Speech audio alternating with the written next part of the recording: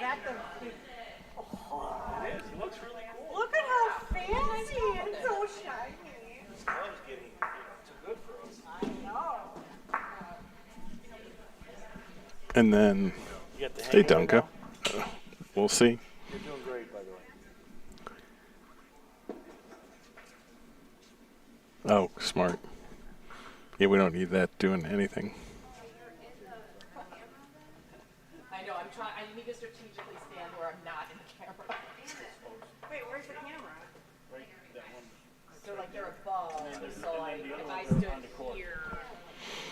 Going this way. Oh, I don't That's only that. Once he turns it over there, he will chore. I want no part of it. Nah, I'm out. Until tomorrow where I have no. God, it is so fun, huh? Well, it's because of the broadcast. You don't have a license to where they work in the back. It's royalties. Yeah, so you have to buy a license, a general license, and that way you just work on the case. That's a lot of money. There's ways around it, but it's not like Get your premium boxes. Okay.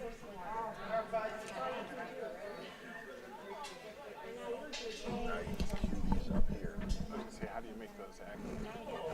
How do you get those active? They're active. They should be active.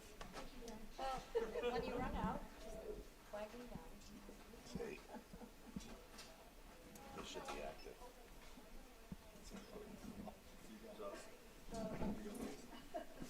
Tom did. you gotta use two hands to pick those up, man. Yeah, that's why I'm really soft. You know, I'll be like, oh no. Put your fingerprints all over it. Then they're lucky they got my fingerprints.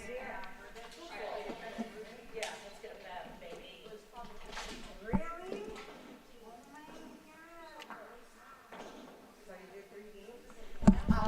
Just the one? I'm gonna do it for round. Flip a coin to start. To start. You're first. We are gonna get a beverage. Yes, do it now. Hi, how are you? Here tomorrow. We'll get going in about 5 minutes with the women's semifinal matchup, second semifinal, to determine who's going to play reigning champ Lauren McDermott tomorrow night in the finals of the Highwood Bocce Club women's singles event.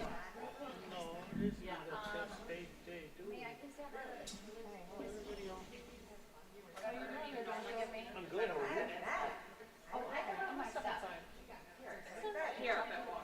You can just come merge back here. You make this. How you doing? How are you feeling? Tired. This whole week too. She's very true. Sorry. Feel better? I couldn't miss. I'm okay. I just think being in the rain last night. Yeah. That'll do it. You got rain on? I got drenched for that. Because I got rain on early. Want something else? Rain. So just as it started, it just drizzled. But then it started coming down. Oh, I got Came to drenched. watch him, and I brought my umbrella. I was pretty happy. That's your speed. Oh yeah, by the end. It was not good. Also, guys, don't worry about being quiet. We don't need it silent. Yeah, can you guys talk amongst Talk amongst yourselves. Yeah. Whatever you want to do. Whatever you call out a bad shot or a good shot out of it. You want them talking so you don't hear me second guessing your throw. That too. Yeah, use your inside voice, Steve. Yeah, we're ready. Sure. Tails? Hello, my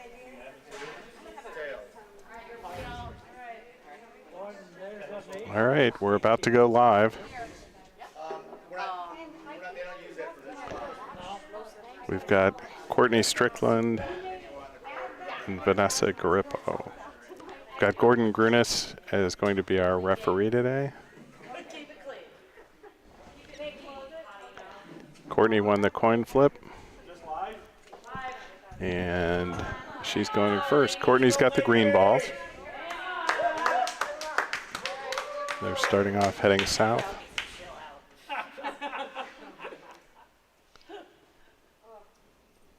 You call that a straight ball? It's not. Kidding, kidding.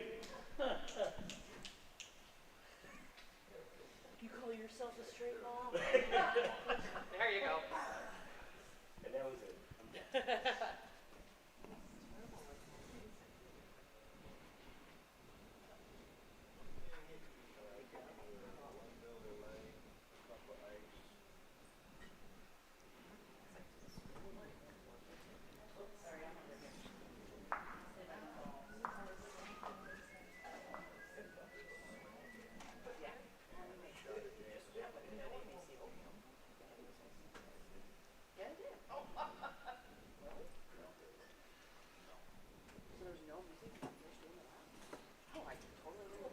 I guess there just was loud.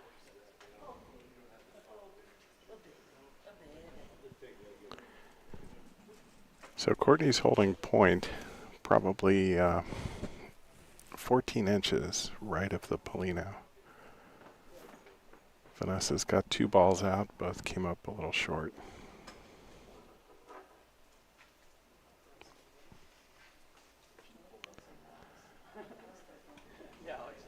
Looks like a good line. Is it going to hold? And it does. So Vanessa's third ball takes point.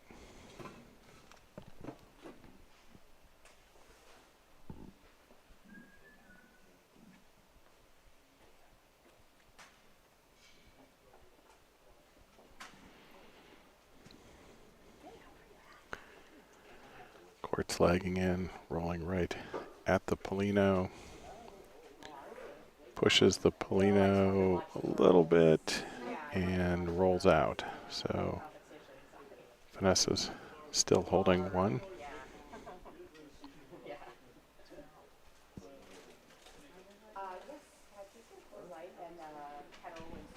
Courtney's weighing her options. She's going to Rafa.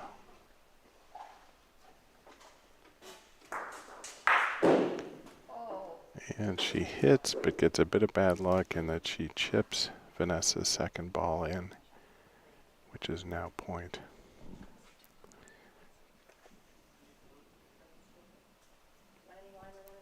Sure. Which one? Lemon. Lemon.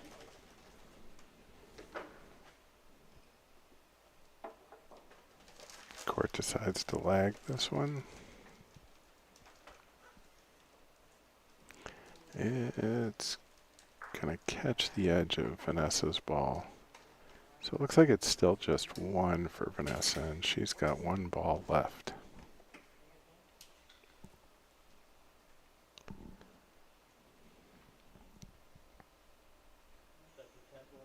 Yes, please.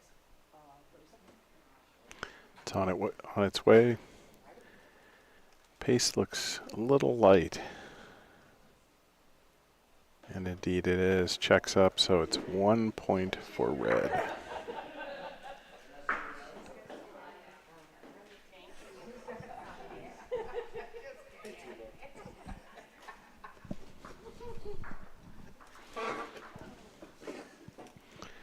So they waste no time. Vanessa's got the Polino out. It's short, just maybe 5 feet into the first box after mid-court.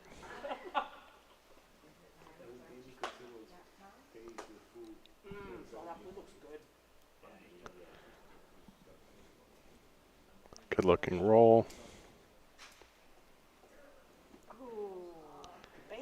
Checks up. Polino's at 12 o'clock, maybe 6 inches behind point. Courtney wastes no time. Rafaing. And her ball sticks around, so good result. She's got point with about 5 feet. Vanessa's going to lag in.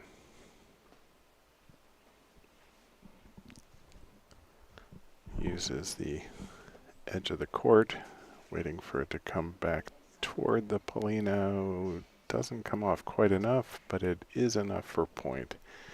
So there's probably still 3 feet to work with here.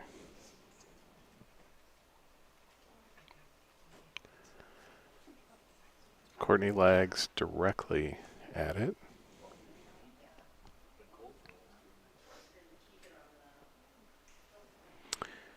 It's pin high and just inside, so 1 point for Courtney Strickland.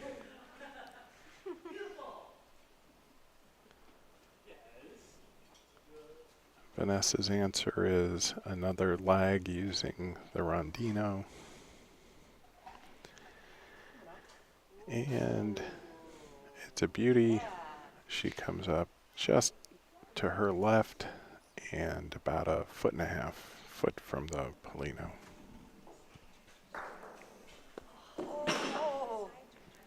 Courtney's Rafa misses.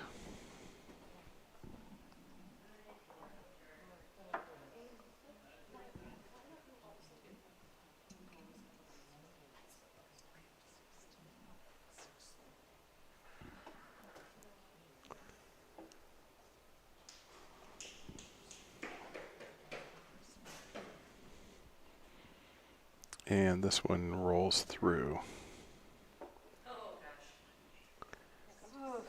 So Vanessa Garippo's got a chance here to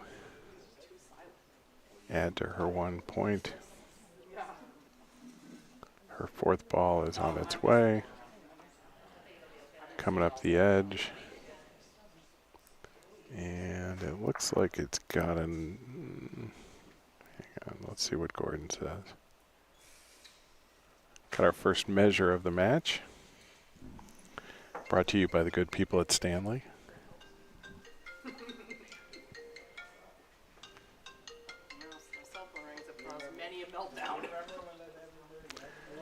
Another point for Vanessa.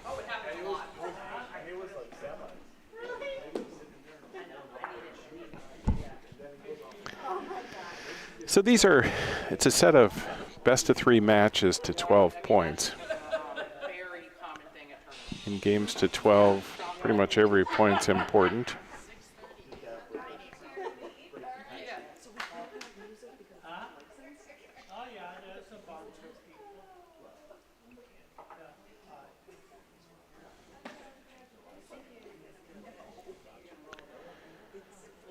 Vanessa throws Polino just outside the first box. Hits it with her ball, but rolls past by 1.5 foot, I'd say.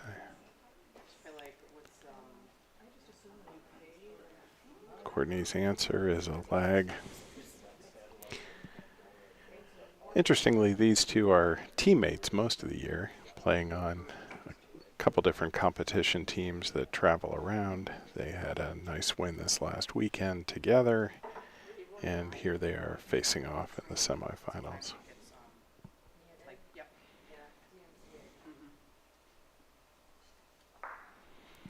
So Courtney hits her ball in, and we've got another measurement.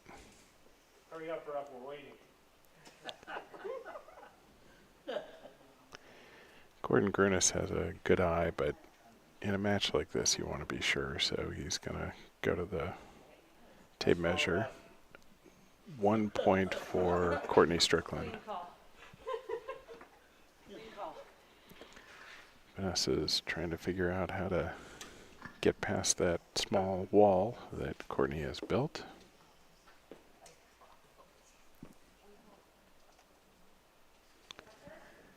And she goes right between them, but just misses the Polino. If she had caught the Polino on that one, she might have ended up with 2.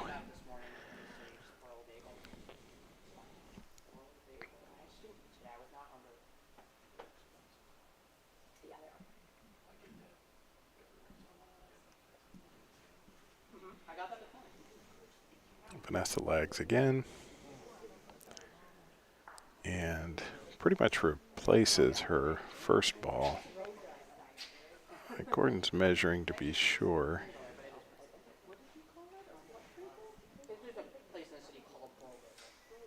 And it works, so Must have been very tight. Vanessa picks up 1 point. Courtney's looking at a Rafa here.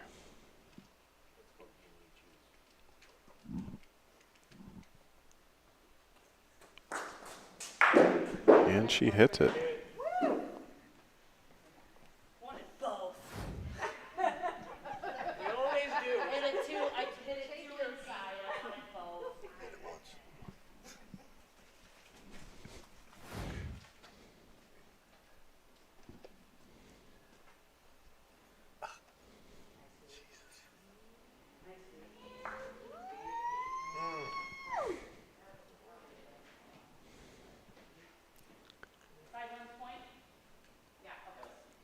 So Courtney's got 1 point, lagging for another. Her second ball, she decides to go up the edge. She can push her own ball in. And that's exactly what she does, plus lands right on the Polino. Now the Polino moved a little bit, but she still came away with 2.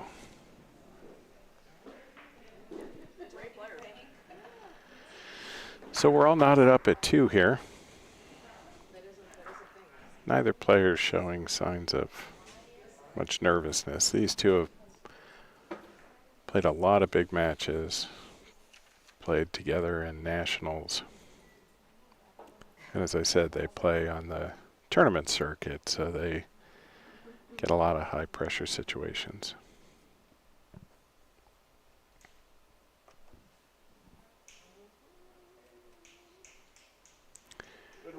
Courtney rolls a beauty in there. Goes a little past, but she's within a foot.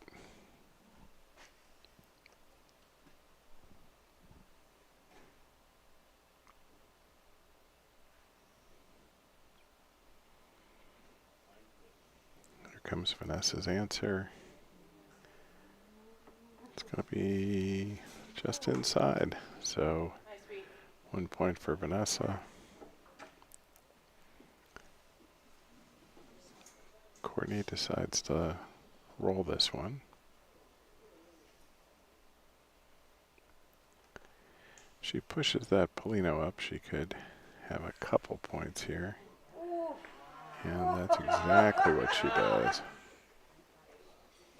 And Gordon says 1. I thought it might be 2.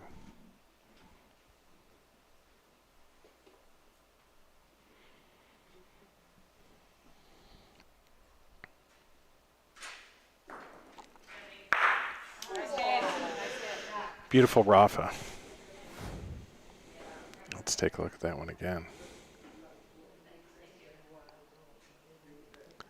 Good form, smooth shot, and knocks it out.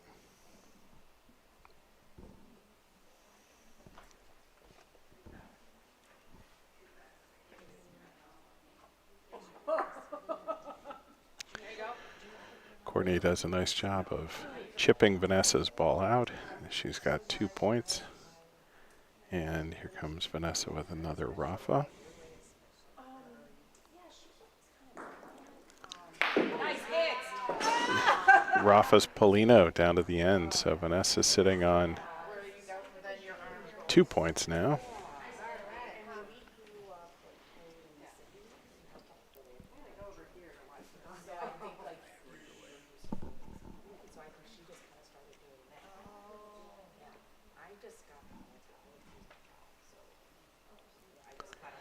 There's space between all the balls, right? And the back wall? Yeah.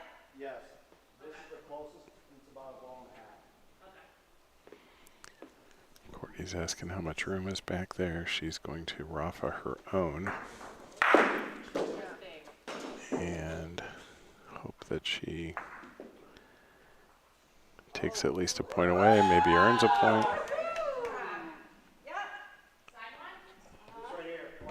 So 1 green, one for Courtney.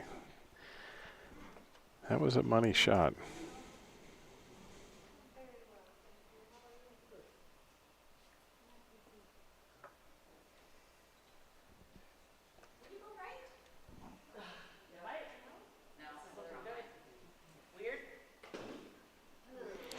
And that ball hits the back wall without hitting anything, so no damage done. That ball's burned. So 1 point for Courtney. Well, I couldn't shoot and they gave you 3-2 lead. When you watch these ladies point, they've clearly got skill. When you watch them, Rafa, Courtney Strickland set a U.S. Bocce Federation record for the shooting competition this year at Nationals. And on any given day, Vanessa's Rafa is right there, just about as good. So these girls have complete games. And anytime you think a point is over, they can change it with a tremendous shot.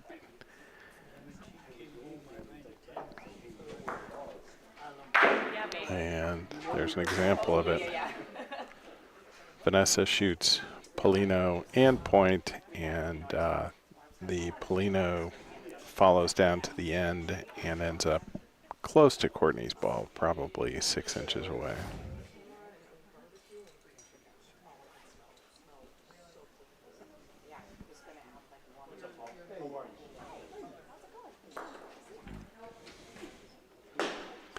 That Rafa hung to the left and burned on the back wall. So Vanessa's going to try to roll this one in for point. At minimum to put a defensive cover on to reduce damage. Well, she's going right at it. She might pick up the Polino or chip Courtney's ball here. Beautiful roll.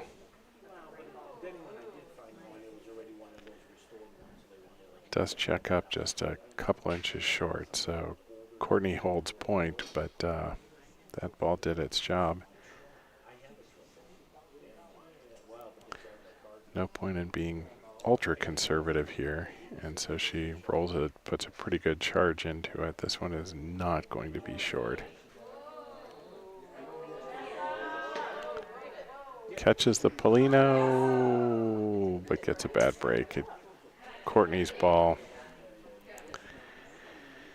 retains point as the Polino moved from in front and beside it to behind it.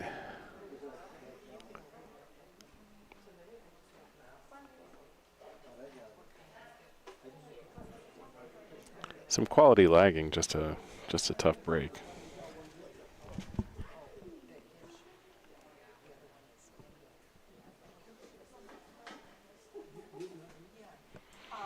So Courtney has surveyed the situation. She's coming down to pick up her ball and figure out how she goes about picking up an extra one here.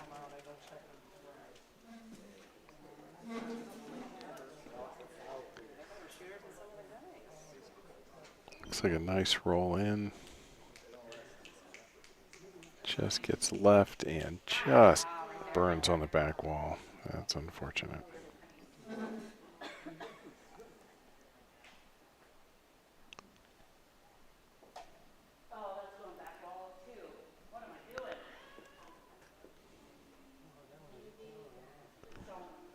She doesn't like it, but it actually, I think it has the potential to check up and be a second point. And indeed it does. So she's got one left.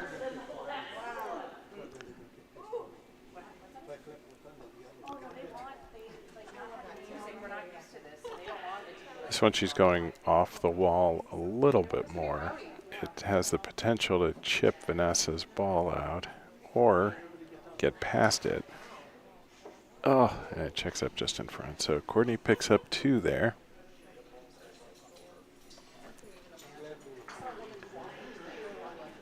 So we've got a 5-2 score with Courtney Strickland leading Vanessa Garippo. Courtney's reeled off the last 5 points straight. But as you watch the frames unfold, it doesn't seem like she's like Vanessa's intimidated or out of this match. They're playing Very tight match. Points are just falling in Courtney's favor right now.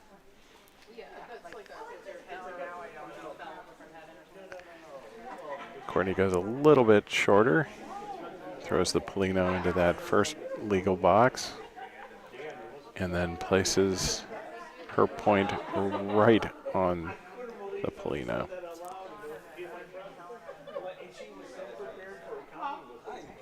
So Vanessa's Rafa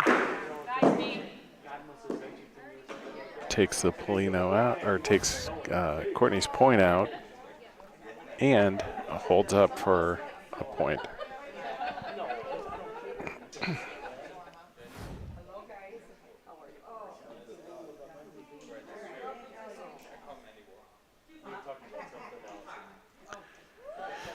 Court rolls in again. This time she's maybe 14, 16 inches beyond the Polino. No need to Rafa that one. Vanessa's going to roll, and she's got Courtney's ball as a backstop, but she does not need it. Beauty. Probably 2 inches past the Polino. So Courtney is surveying the situation.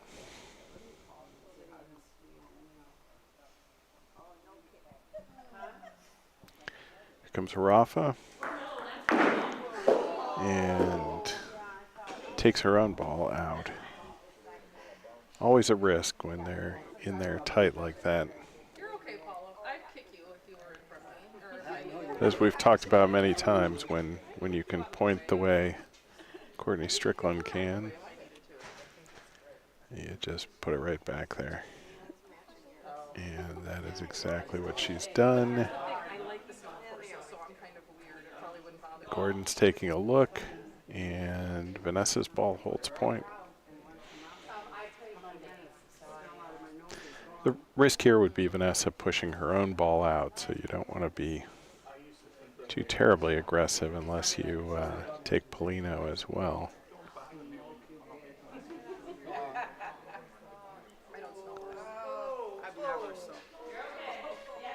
And she just touches Courtney's ball, but it does not move. I know, but it's funny. What's going on, Bruce? How are you? Vanessa's queuing up for another lag.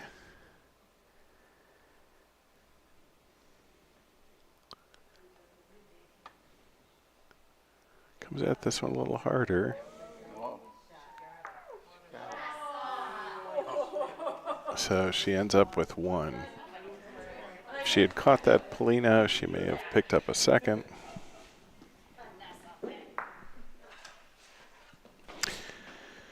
So we've got 5-3. Vanessa's got control of the Polino. That's the music. That's the music. That was me. Really good quiet. Playing great. Oh, good. It was too loud. That Polino was a little long and just off of our camera's view. So this is more favorable for our camera. Going down the left side of the court and just into the last box.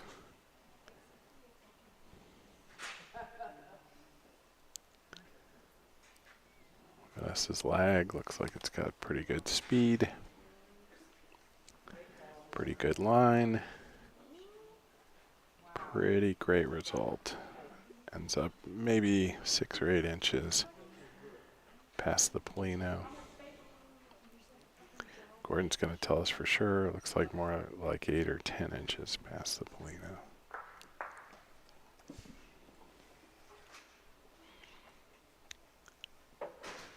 Courtney winds up for a Rafa, hits the Polino, and takes it down. So she's got point.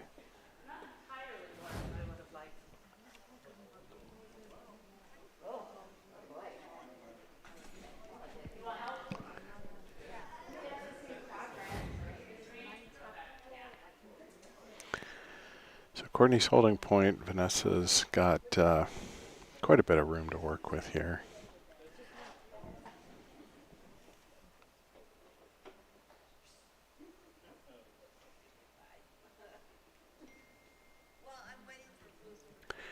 This is the same court the ladies will be playing the finals on tomorrow at 7 p.m. Look forward to seeing you all back tomorrow. Courtney picks up the point with a nice lag, about 18 inches, I'd say, according to Gordon's measurement. Courtney's going to lag in to try to get inside that.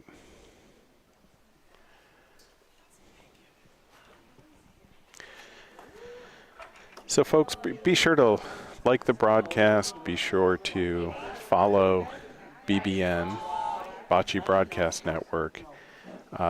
We are using equipment today provided by the Bocce Broadcast Network, and we are most appreciative of that. It's a huge upgrade from me standing with my iPhone.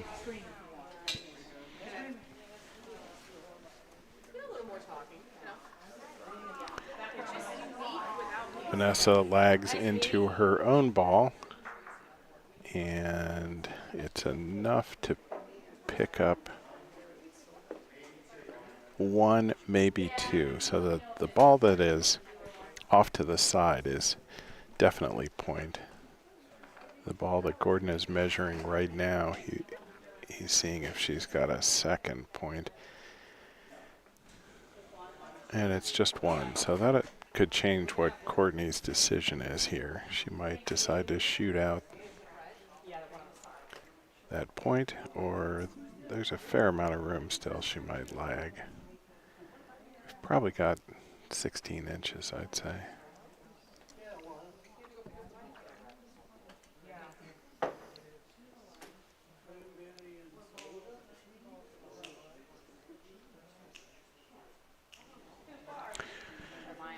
Courtney's lag rolls through, so Vanessa holds point.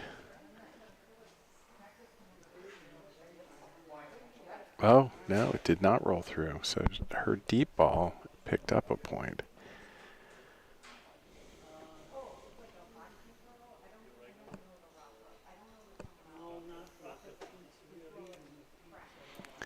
And Vanessa tries to answer.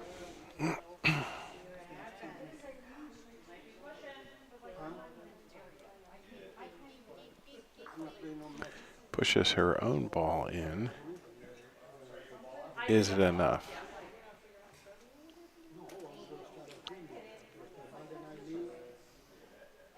So Gordon gets a precise measurement.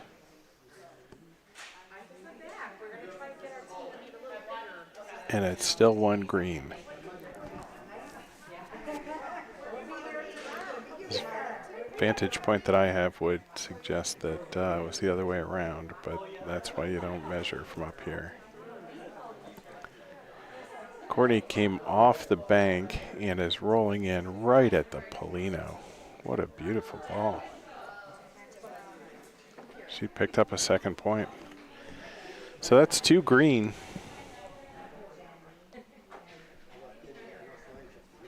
And we've got a 7-3 score. Gordon's double measuring to make sure.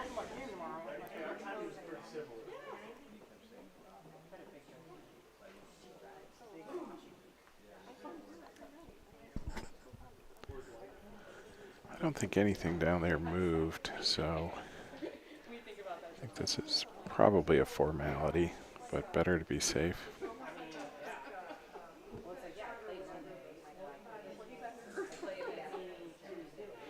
Putting the glasses on, you know it's serious now.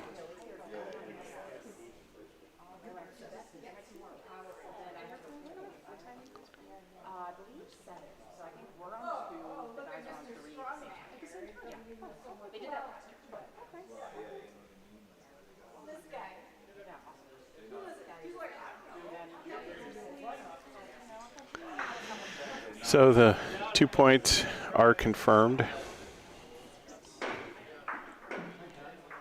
And Courtney's got a 7-3 lead, and the Polino.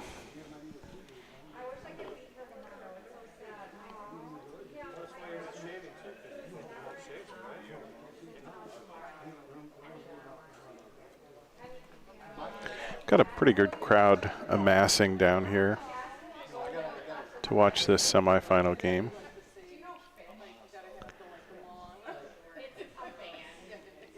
Work schedules and last weekend's tournament kept these ladies from being able to play this match further in advance.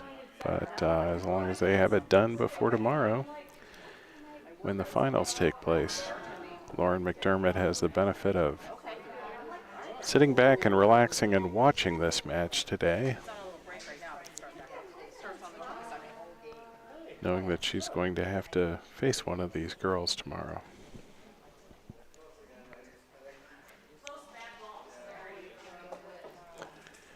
Gordon's going to do another quick measurement. Looks orange to me, but we'll see here in a minute.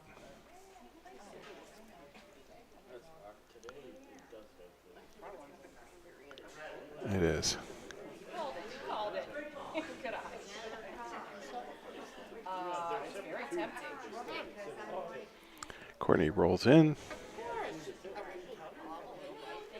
Looks like a nice roll. She's got a bit of room to work with, but leaves it short. Corta, as they say.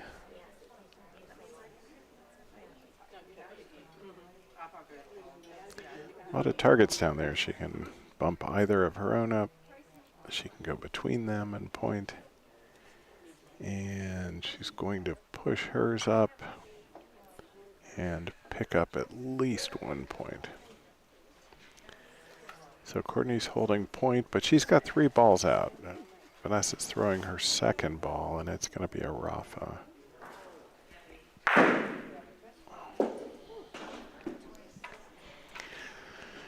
Does not move the point.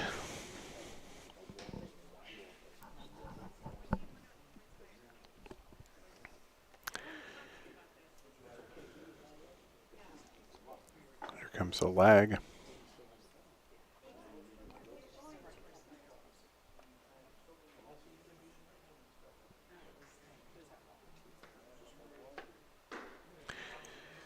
In practice matches, these lags where you've got 18 inches are easy.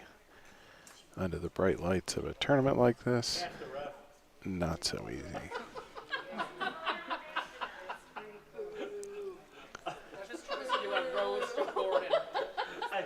Sorry, Gordon, I saw the look.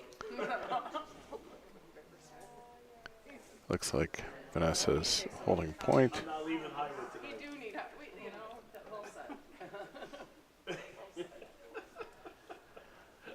Toughest job in the building is that of the referee, and we're thankful to Gordon Grunis for volunteering to put up with the collective abuse. Great fix. Beautiful, beautiful point by Vanessa. So now the tables are turned. She's out of balls. Courtney's got one left and deciding what to do. Vanessa's ball is actually touching the Paulino, so Courtney's going to have to do something here to disrupt that if she wants to walk out of here with a point. Misses it on the wall side. So it's at least one. We're going to do a quick measurement to see if there's a second.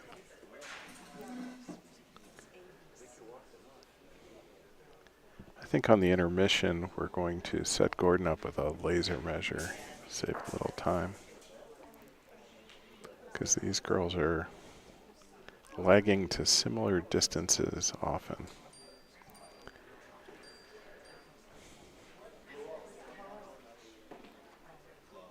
So that's 2 points.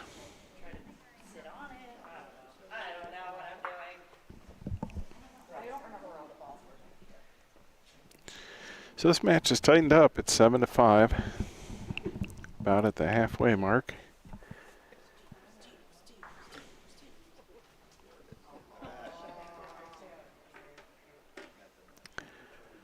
Vanessa puts the Polino down that right-hand side again. Suboptimal for our cameras.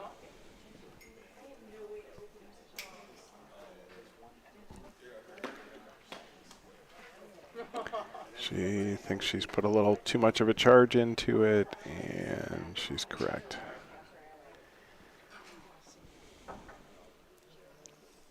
Probably 2.5 feet. Here comes Courtney's lag. Looks like it is a good one. Nice, Court. Yeah, she checks up probably within 6 inches. So Vanessa's probably thinking Rafa here. Yeah, B. And hits it. Nice.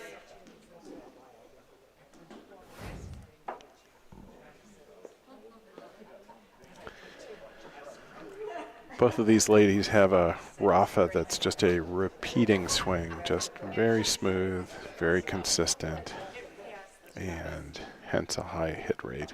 I'm good at the moment, but I might still some left in Illinois. You might send me back. Thank you so much. I didn't eat much today. Well, all right, great ball. Nice. Right back. Not many female players have the power Rafa that Courtney can generate, but accuracy is the name of the game.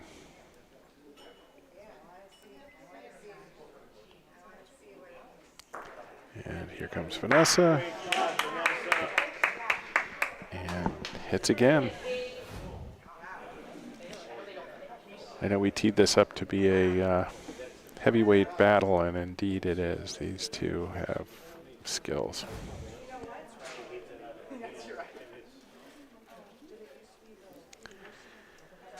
So Courtney's answer is a lag right down the middle.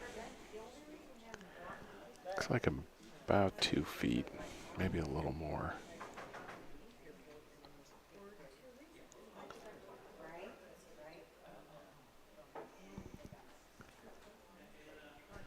Miles Russell and Leo Giannotta just walked in and watching this match. Two champions with a lot of metal to their names. Well, she's lucky. I agree, but you saw the machination. Yeah. Courtney Rafa's and takes Vanessa's ball out, leaving 1 green.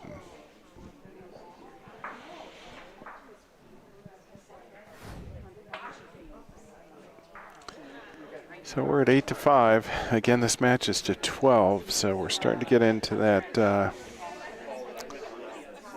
window where you don't want to be giving up any multiple points for either player.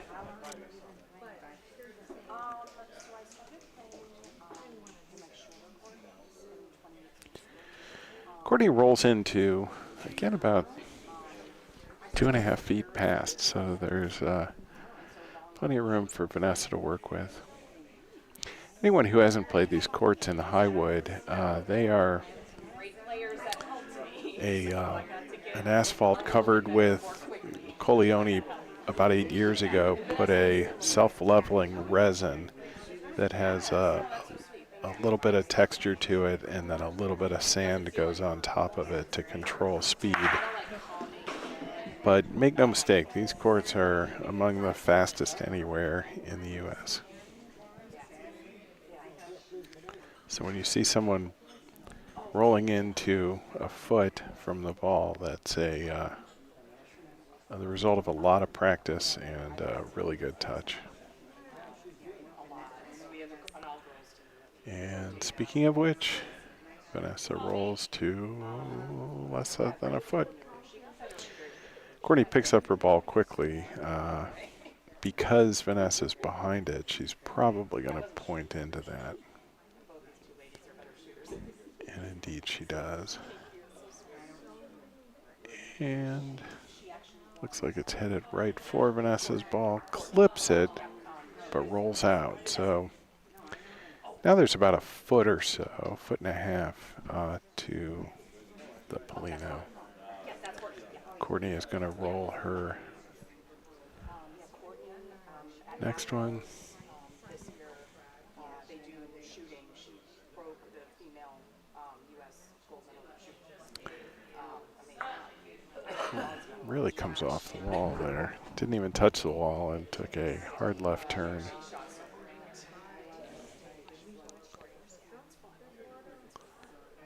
So court's all in, and Vanessa is trying to catch up here.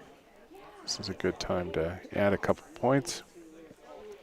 And that's indeed what she does. She's got 2 with 1 ball left.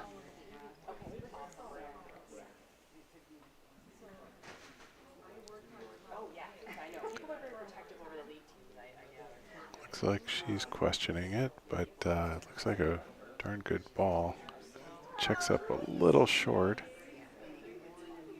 3. Ties things up.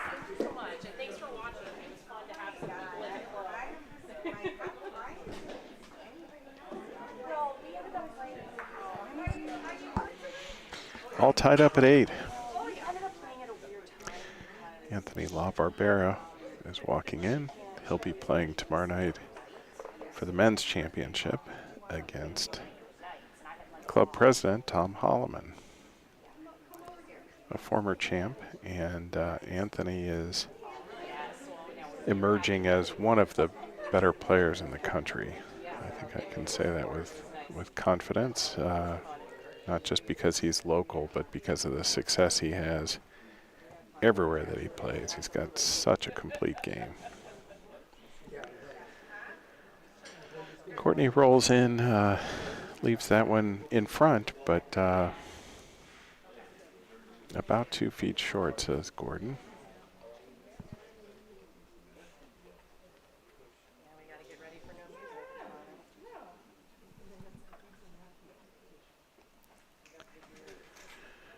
Courtney's answer is a point and is pin high, just a couple feet or a foot left of the Polino. Here comes Vanessa's answer.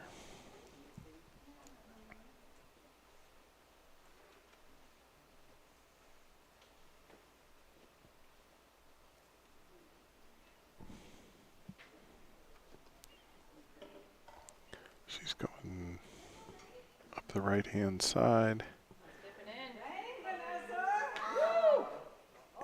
And does not get the point. She knew it right away.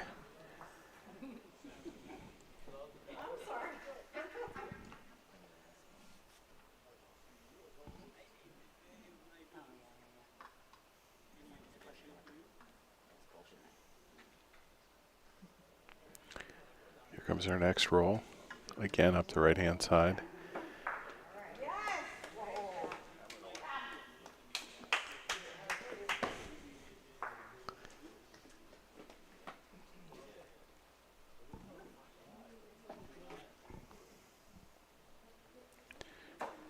Courtney Raffas and has 1 point.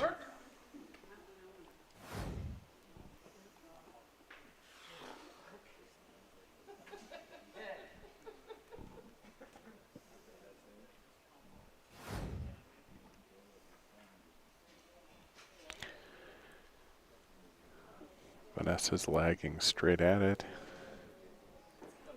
This court goes just a little left in there, making it close, but she's got the point.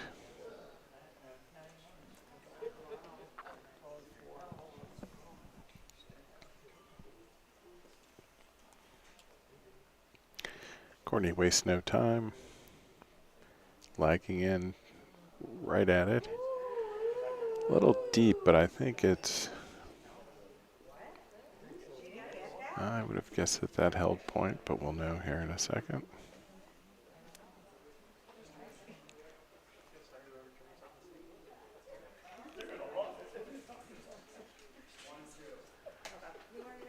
It is 1 green point for Courtney Strickland, she's got a ball left to here. Try to get a second. Classic.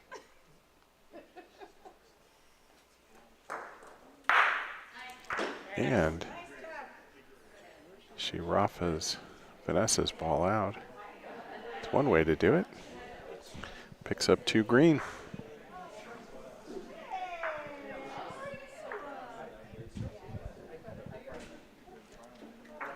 I might. It was really good. I have a mint in my mouth. Good job. Are you guys done? Okay, I might. That was so sweet. So we're sitting at 10-8. This is game 1, the women's semifinals. But it's 3 games of 12.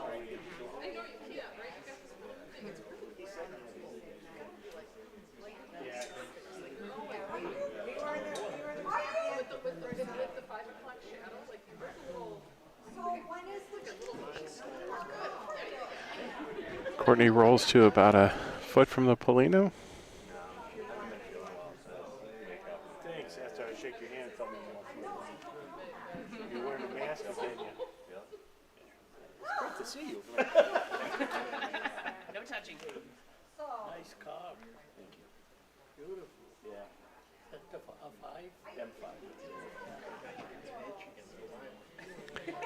Here comes Courtney's answer. Checks up a little bit short. This is a whole. This is. He goes, what are we doing with the old one? I'm like, you're taking it. He goes, you know, you still have a broken windshield. And I go, no, you have it. It would have cost me $500 to fix it. And they're like,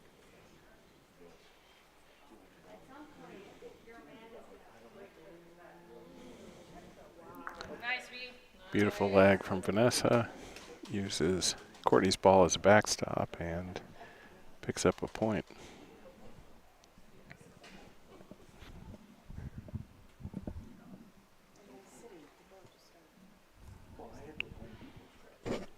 Oh, yeah.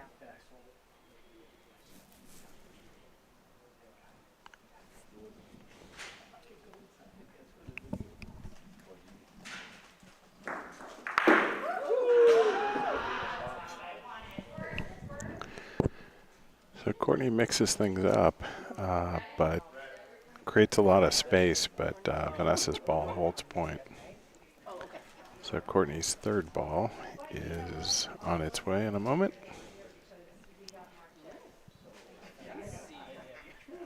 Yeah, I see you on Facebook. And she lags in. It's a beautiful ball. Looks like it's touching the Polino.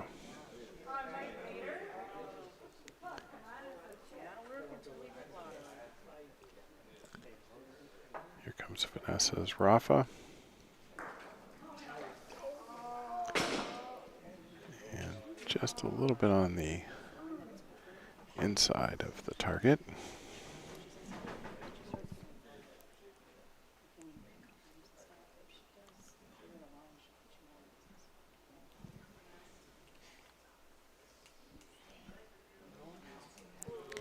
Vanessa tries a little bit of a bank roll, and it goes a little bit deep.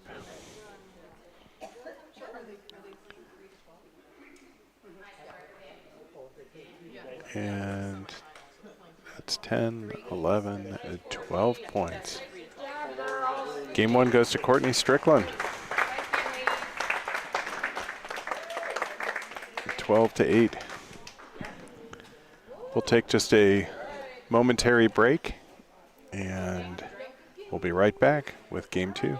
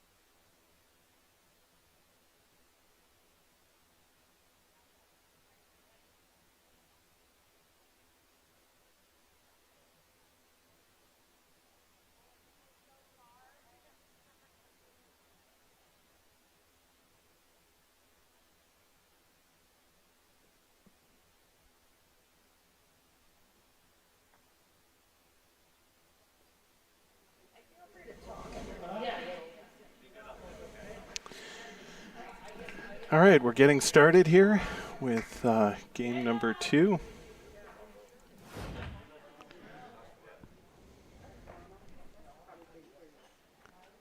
Courtney Strickland took the first, so she's got the Polino here.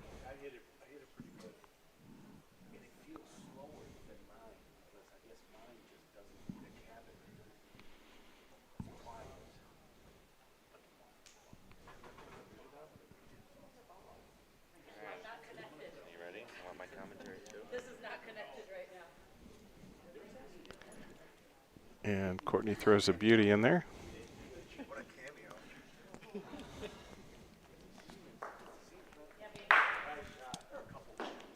What number is this? We've got guest commentator joining us.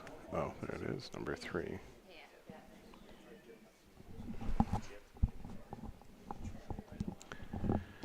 Fortunate to be joined here by Miles Russell. Good evening.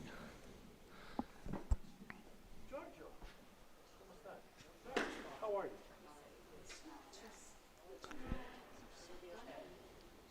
Courtney throws a beauty in there.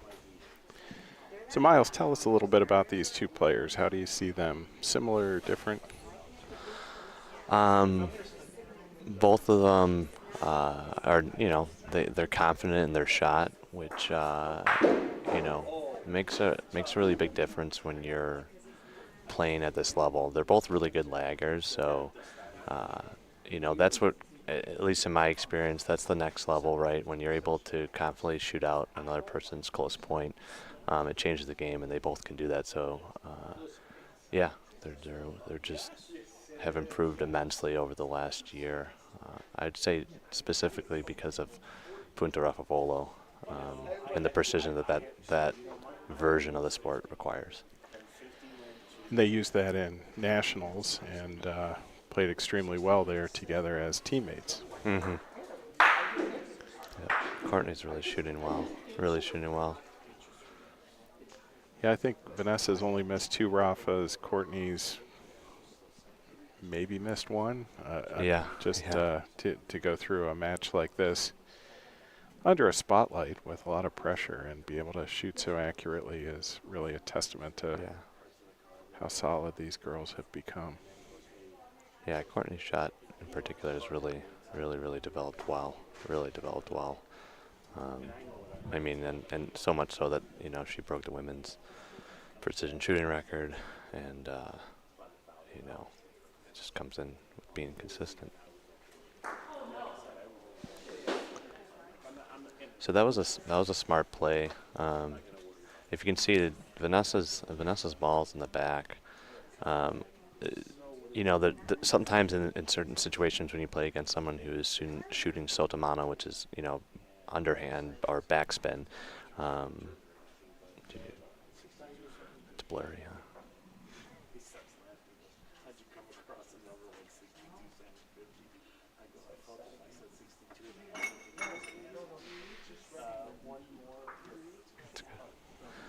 Huh? This one on once. So there's, when you play against someone who can shoot backspin, sometimes they'll play you short, or they'll play you mid, a little bit closer to short end, and if they're hitting consistently, they'll shoot your balls back, right? And then you have this kind of pressure feeling like, oh no, I can't put another one near the point. I either have to shoot Polino down, but there's actually the same thing on people who shoot forward Raffa. If you're consistently shooting forward Raffa and you're shooting the point to the back wall, and you hit it square enough, you can actually do kind of the same thing in reverse. Right. And that's what almost happened right there with Courtney in that last frame. And she hit that. She could have easily had 3, possibly 4. I didn't see how close the points were at the back, but And both shoot underhand, right? Yep.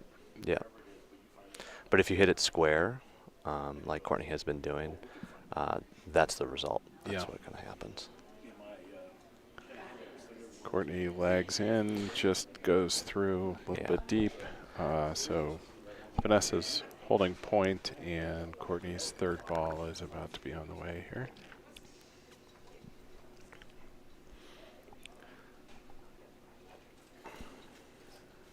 How do you clear up the other camera?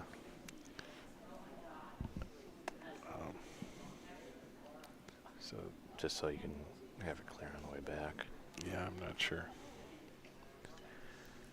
Gordon's going to do a quick measurement using laser measure. One thing that I know you and I probably have noticed this since we redid the courts, even before nationals, there has been a difference with the walls. Even though the sand's there, we know the sand's there. All the walls on all the courts are near the walls, so like the gutter is faster than most of the court. And I feel like I see this happen, like what's happening right now. It happened to me. Right. Where you're just where you go deep on the edges and can check up short in the middle on the exact same feel. Yep, exactly. And even knowing that, it's hard to teach your brain to roll shorter. Yeah, yeah. So it's interesting. How many does she have left? So court's all in, and Vanessa's got 3 balls left and about a foot to work with. I guess you could roll them in there.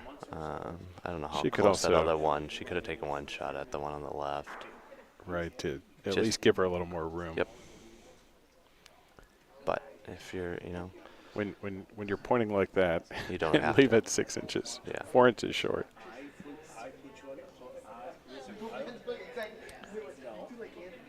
And she's got another one coming in about the same pace.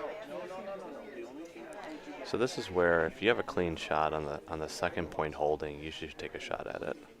In my opinion. Right, it would turn 1 into automatic 2, possible 3. Yep. I know she's thinking about it. Oh, okay, interesting. I mean, she could roll she might be doing a soft, like rolling at it. Oh, that's what let's see. Yeah. And I think that's what she's trying. Oh, smart. Okay. So the deep one actually rolled out, just barely. So it's going to come down to the distance between Courtney's deep ball and Vanessa's 2 or 3 short balls.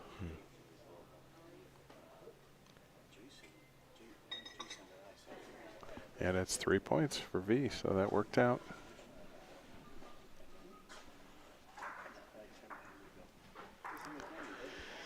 So this game's starting off a little differently. Vanessa having a little momentum.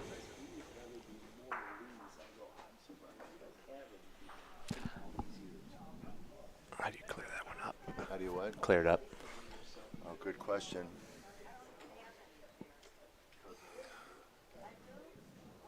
Oh, that worked. I think maybe not. I don't know. Yeah, you're focused. That's your camera Courtney's switch there. put the Polino fairly deep, You want to bounce here? lagging down the left-hand side. That'll preview that.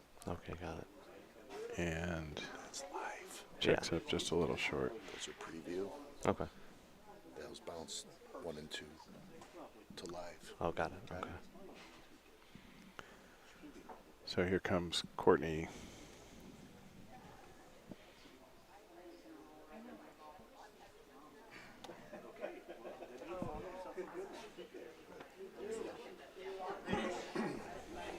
That's why I tend to stand too. Or on the side.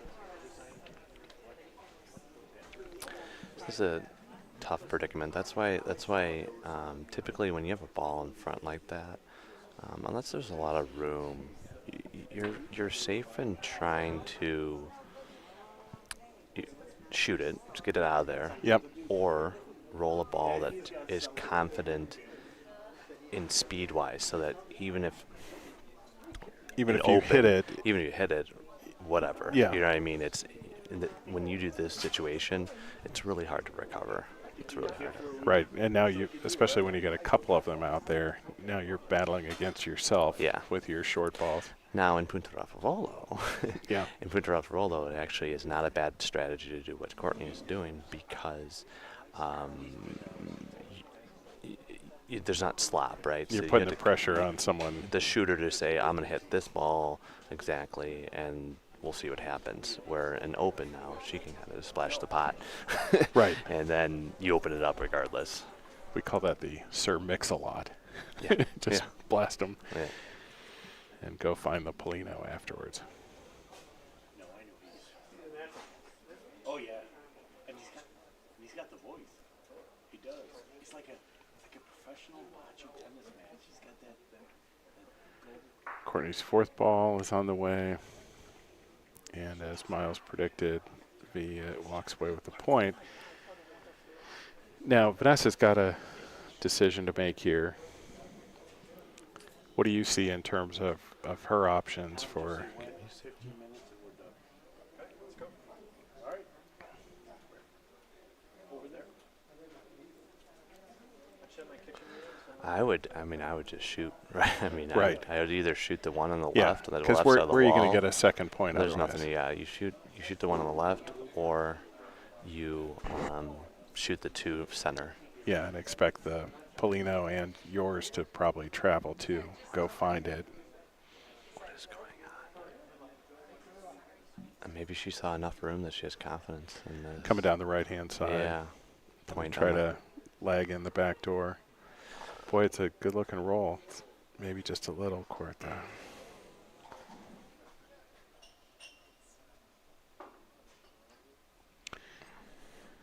From my vantage point, I could see it bending left the whole way, but it... Yeah, you can. There is a dip there, but...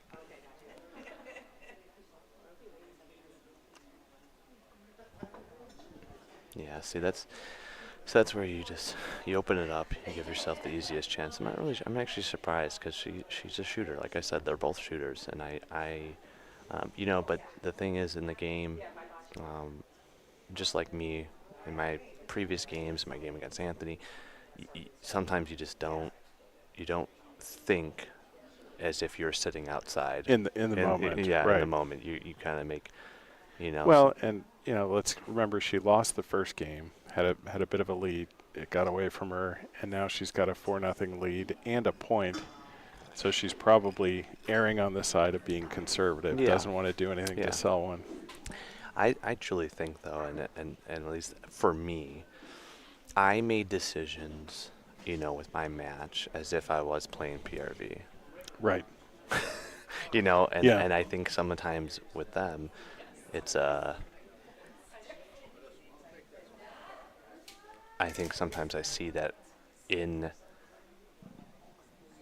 the ladies when they make these decisions as well. That was like almost a Punta Ravovolo decision-making process right there. Yeah. So we want to go. Now that she rolled it, yeah. Oh, not cam too deep. Cam too far. There you go. Full court, maybe. Beautiful lag by Courtney.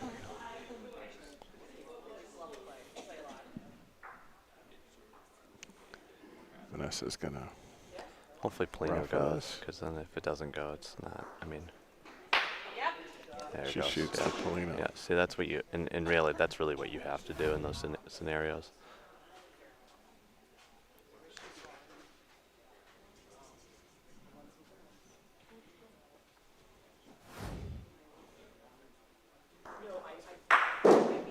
Smart shot, too. Courtney shoots her short ball to take them both down to the end. Odds of picking up a point are pretty decent. And she does. And that's the She's benefit. got That's the one. benefit of in open is being able to shoot or Rafa the balls in the volo zone, right? So when you're playing international, Punta Rafa volo, obviously the only way you can do that is for a volo. Nice. Vanessa picks up the Polino again.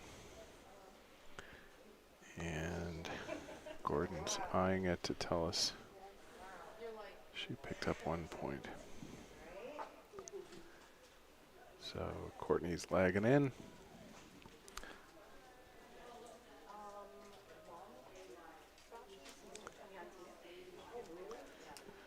Courtney's got point, about a 14 inches inside of the Polino.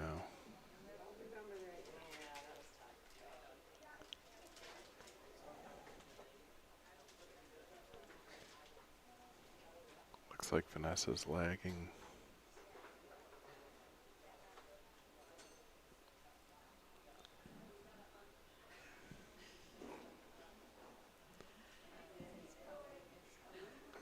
Her ball's coming into the picture. Sorry, folks, our camera can't quite pick up the I wonder if we can do. Polino, but it ends up about half a foot short of point. Now Courtney's coming in trying to pick up a second. And does just that. That is a really good ball. 2 green.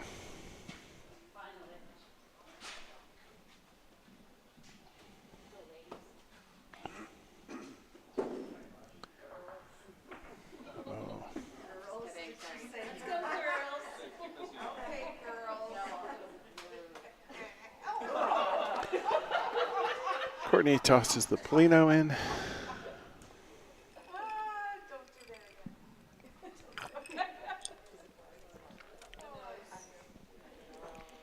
And again, playing hard to find with our cameras. Okay, it's ready.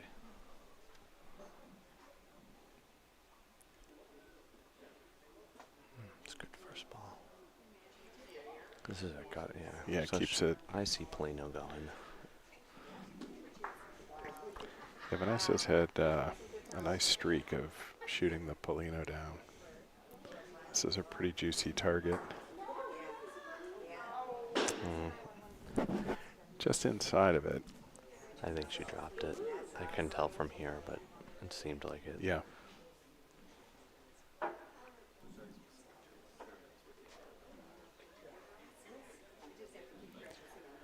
Vanessa's going to lag this one.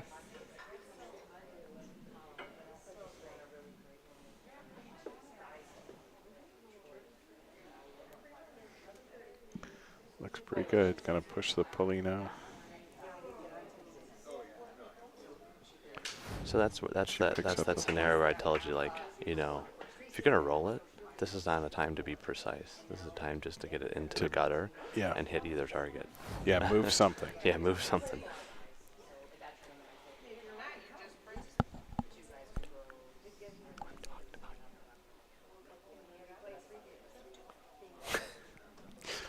Vanessa's talking to us now. Not sure that's going to help.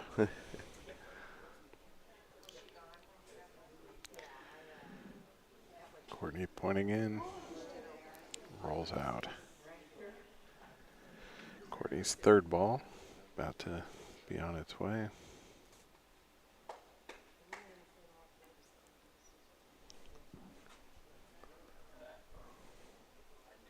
Yeah, steeper angle.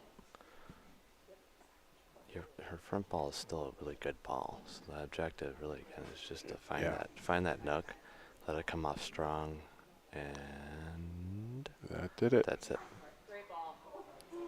Beauty. I didn't see if Gordon said 1 or 2, but it's 1 or 2. At least 1 for Courtney.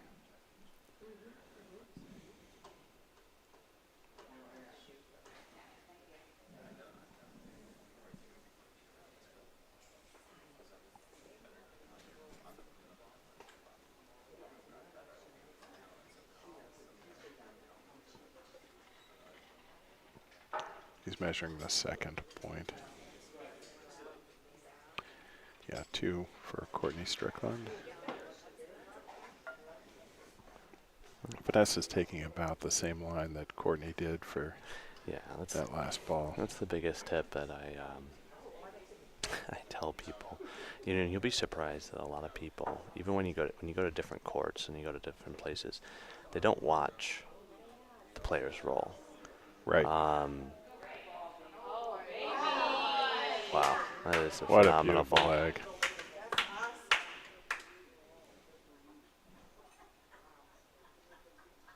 So at this point, I would do the same one that she did before.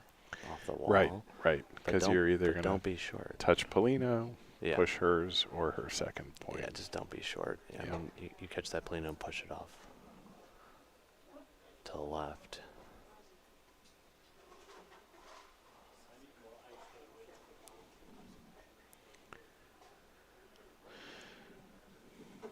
That's okay. It's a really good point, Vanessa. Very good point.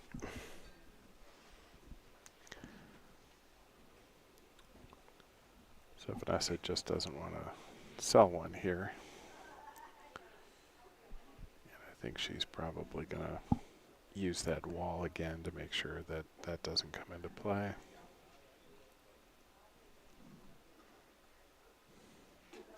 Now she's going up the left-hand side instead. There is an interesting ridge there. That's why it's not Yeah. easy. They both caught the ridge. If you get over it, you can fall in like she did there. So Vanessa picks up a point.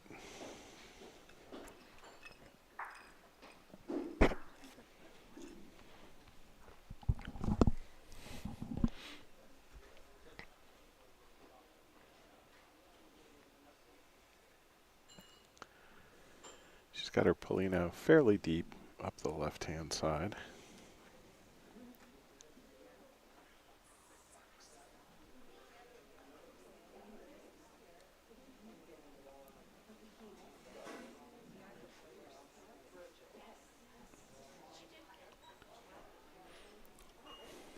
And a beautiful lag.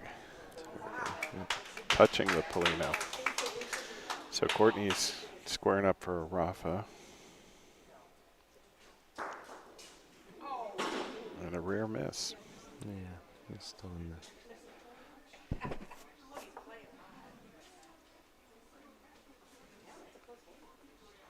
Yep, I would shoot again. There's no need to shoot. Yeah, they're touching, so. Yeah. And that's about the worst break you can get where you hit. Nothing really moved, so. She's created some space, though. There's about 3.5 feet to the Polino.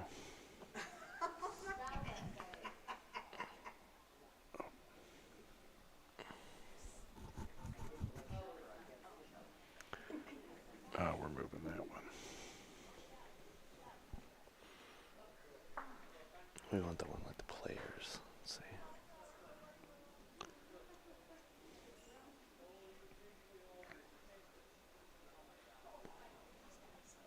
Yeah. Is there one? I wish I could mute myself. Is there one that's the players down there? No. Yeah, it's a hard angle. We're Yeah, trying to get a good angle for the viewers. These cameras are really set up for court 3 for tomorrow night, but the ladies wanted to play on court 2 because that's where they're playing their finals tomorrow night, so Yeah. it makes sense. So let me describe where the Polino is on the last blue line, and Courtney's got a ball about 8 inches inside and a little past. Vanessa shoots the Polino, and comes away with Courtney's got one ball deep. You could see Gordon pointing at it.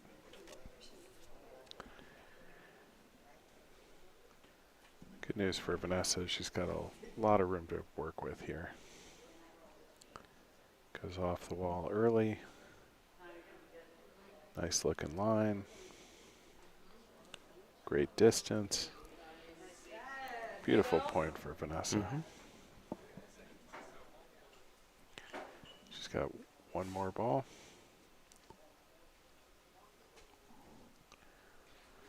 See if she can repeat that magic. This one hit a little earlier,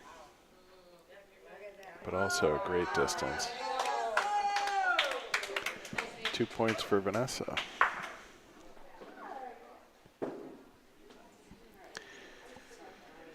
So it's 8-2 with Vanessa Garippo out in front of Courtney Strickland. Kind of what we suspected from this match. It would be exchanging punches.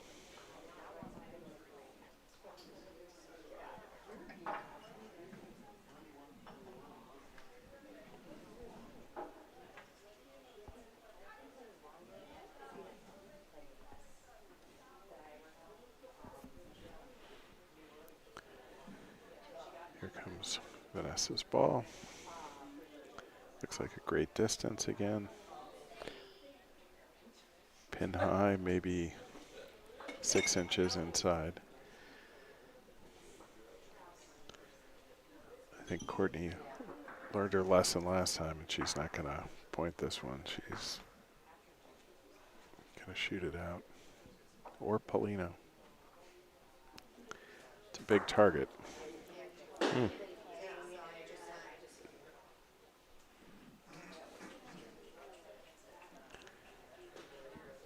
Courtney reloads. Let's see what this time she's going to point.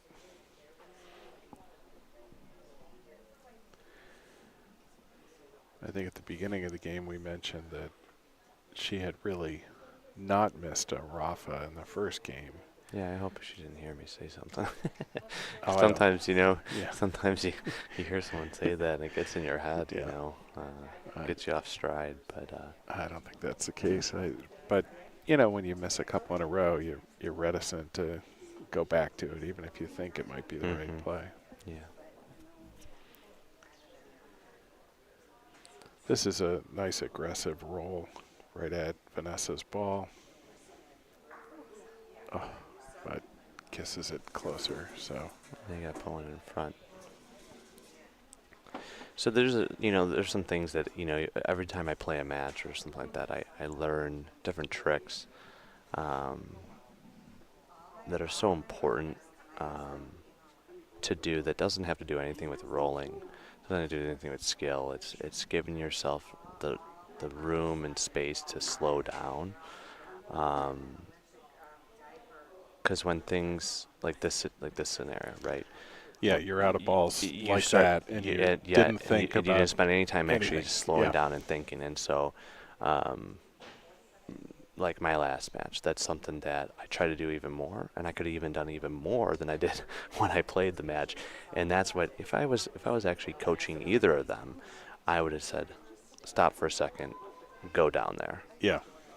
Yeah, take a walk. Go take a go walk. Look at it. Go take a walk. Come back and then roll the ball. Yeah. And it's nothing more than just that, because we just have a tendency to, you know, grab a ball, roll, and then we get tense and grab a ball and roll really quick again, and Yeah, then we you get see more that tense, and then it happens. You know. You see it happen with pitchers. You see it happen with golfers. Yep. You know, you need to back away from it Yeah. and You gotta take a breath. regroup. 2 points for Vanessa.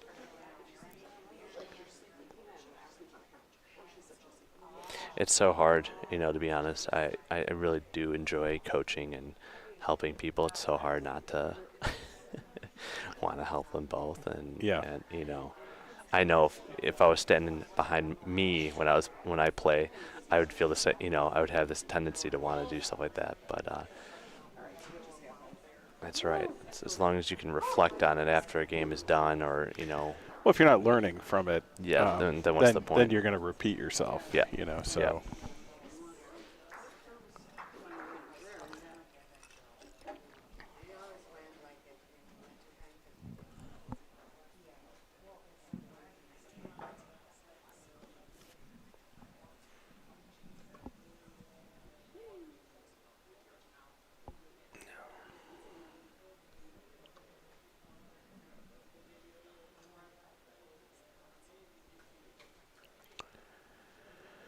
We can see the Polino down. At least we can see the in play now last. on this one. Yeah. Maybe we can back it up a little bit. Wow. Beautiful lag. Oh, it's on that one. But imagine you're a mixed team and you show up for a tournament and you're against these two and Anthony La Barbera. Yeah. And Julian. Well, that's, you know, I was gonna say that, Or you know, Mario.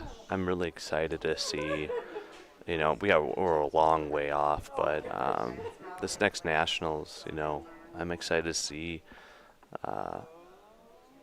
Courtney and Anthony and Julian and Vanessa. It's so as much as I want to be successful, right, and in who I play with, I love seeing people grow. Yeah. And they have all four of them have done such an amazing job refining their game and refining how they handle pressure, and it's just I don't know, I get excited about it, but that's probably the teacher side of me. I get, you know, seeing people grow. So Well, I mean, it's also the good human side of you. I think we all like to see good people do well and advance in something that they've chosen to invest so much time in. yeah.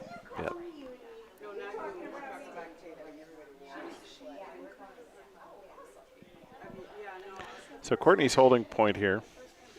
Scores 10-2 with Vanessa out in front. She's contemplating what to do. See, this is where I'd go here. walk. This is where I'd say, hey, just take a second. Go look at it. Give yourself a perspective of where the ball is, right? I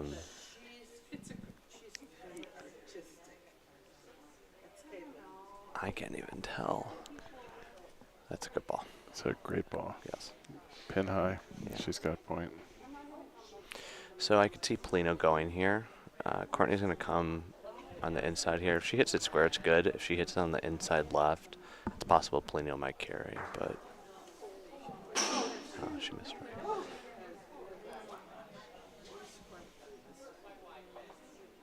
I would now roll into that green. Yeah, it's a nice sized target to roll into between Polino and her own ball.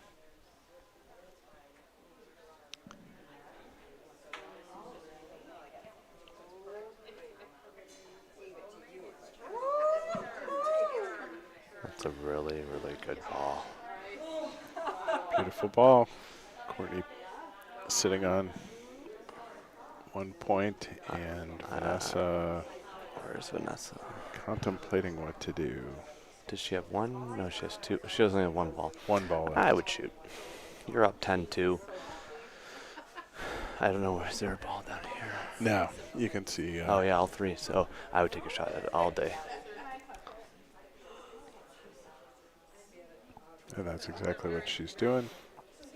And she takes Polino, kicks it over, Yep. and Perfect.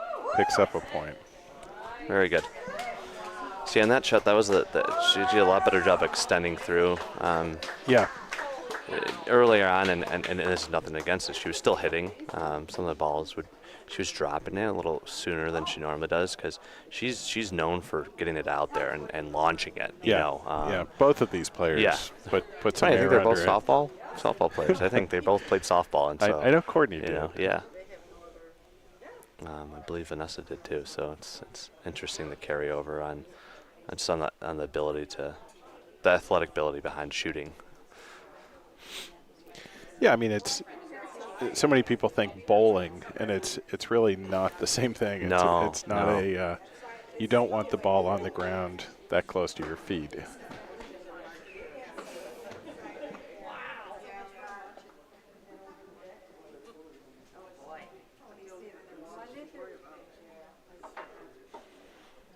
You know, they're just not helping the cameras over here. You know, if they could put the Polino on the left side. It's very selfish. Yeah. I find. Here comes Courtney, and picks up point.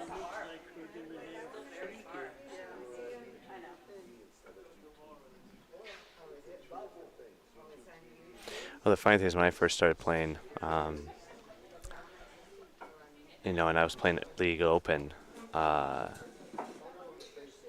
bowled shot, right? Yeah. I mean, I literally came down really low, and I did almost my bowling, even with my legs shooting off to the left side and all this stuff. But I was hitting, you know, I was striking, and you know, thankfully at the time, the person who got me into it was Maurizio Pirelli, and he, you know, saw my ability, I guess, at the time to be like, okay, He you saw know, your potential. the potential, right? Yeah. Yeah, potential, right? And he said, you know, there's a version of this sport, just so you know, there's a version of the sport that Where that's requires illegal. Yeah. yeah, that well, you have to go bowling, over that line. yeah. And once he said that to me, I couldn't help but like, well, I want to know Right, that version. And you know, I slowly adapted to releasing the ball out and through. But the interesting thing is, I always think back on it.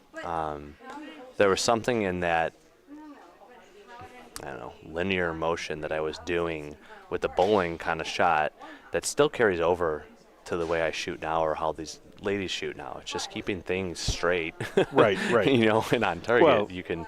Yeah, the idea Yeah. of not being square, you know, doesn't work in any sport. Yeah, So you're exactly you right. want to get line squared yourself, up. yeah, but line yourself up, you know, and then just go through with it. But yeah, I sometimes wish I had video. I wish I could see the, the development. Well, how long have you been playing? 6, 7 years now. Yeah, I've been playing like 5, and I remember Friday nights from the first year that I started playing, watching you and Maurizio working on your games, and you know, you guys were always generous with advice, but you know, I learned a lot, and I watched you grow. Yeah. You know, from that point, where you were a solid player to today, where you're, you know, just one of the best in the nation, has really been something. That's pretty quick, actually, 5 or 6 years to Yeah. I mean, that type of a leap. A lot of your competition's been playing for 20 years, 25 years. yeah, and it's the Punta Raffavolo scene that, you know, with that's what, 4 years, 3 years, because I Yeah. didn't get into it. It took me a while to get even into that, but And lost a year to COVID. yeah, exactly. You're exactly right. You know, and that's the thing with even, you know, when we So- look at these. So this is a big ball here. Hang on. Yeah. Courtney's going to Rafa this. And she That's successfully shoots the Polino down. She was That at is a a point where Clutch. Vanessa was sitting on 4, only Yeah. needing 1 to win the game. And Courtney reared back and Yeah. took the Polino down. Those are those aggressive plays that really help when you're down and you make them. It kind of shakes the foundation of a person that's at 11. Now, I'm not saying this is over or anything, but it's just you have to do those things to get back into it. It's a hard climb. Right. Look at that. That is You a feel like- big move. Right. You feel like, what do I have to do? Wonderful. That's what I'm talking about. That's high caliber plays right there. It's awesome. So we've got 11-6 now. Courtney's got the Polino. Probably a little swagger. Where's her doubles partner? Mixed doubles partner. I was like, did someone say? Yeah. I don't think there's any coaching allowed. No, in this there is no competition. coaching. No, I that was all Courtney with her confidence in her shot, and that's And experience. and experience. You're exactly right.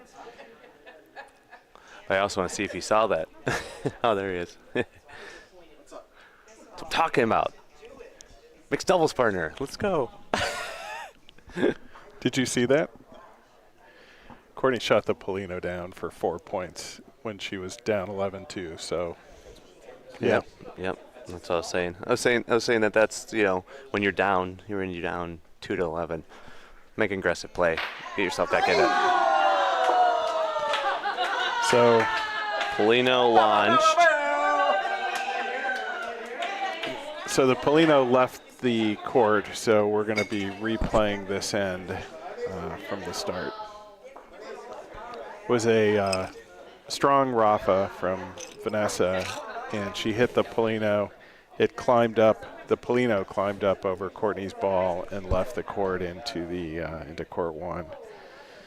So no scores in that situation. You just start the end over. The same person who pointed, which was Courtney, on the strength of her 4-banger, leads this one off.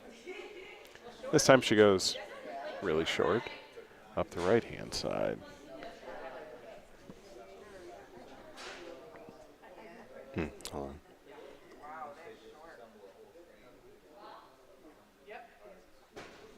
Oh, so There we go.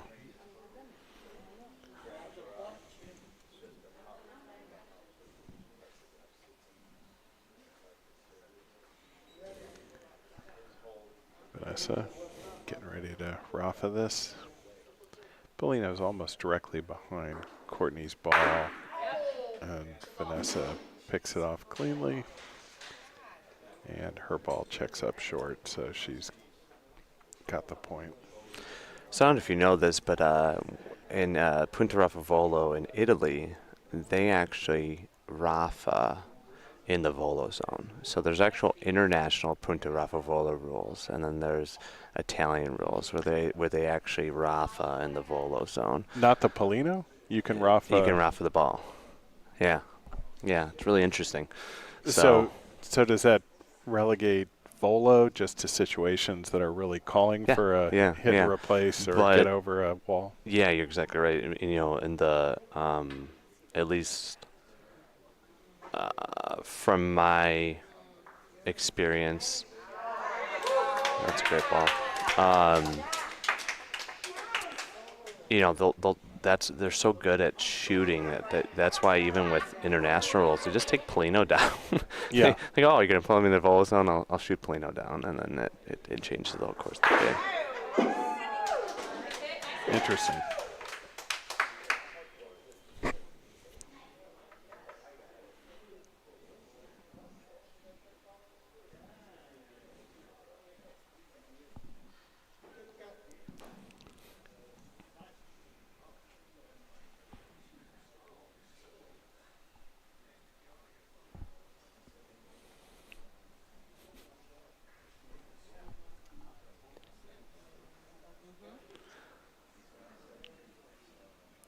That's a good ball. So yeah, you know, in these scenarios where like there's no really close ball, right? So a ball that Courtney rolls here, if she can tuck it away and hide it, it's huge. I sometimes think when you mean sort of like behind Vanessa's. Vanessa's right, because I think yeah. Vanessa has. Let's see, 1, 2. Oh no, yeah, she has one more. Yeah. Right?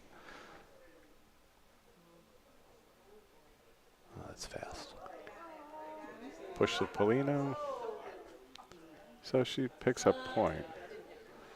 So this is where you can shoot Polino down, or you could roll it. Oh, yeah, I can't tell what Courtney's other one is.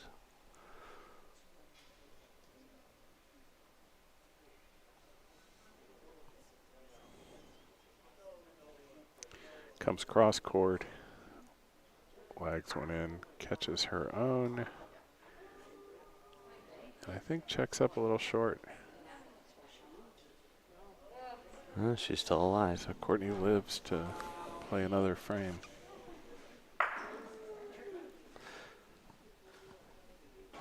That's why I think in that scenario, you have 50-50 chance. I mean, you could roll. I mean, anyone could roll in there, right? You could do that. But you could take a shot right down the gutter. She had a ball on the right side. Right. Yeah, if you take Polino, there's no guarantee, but. Oops.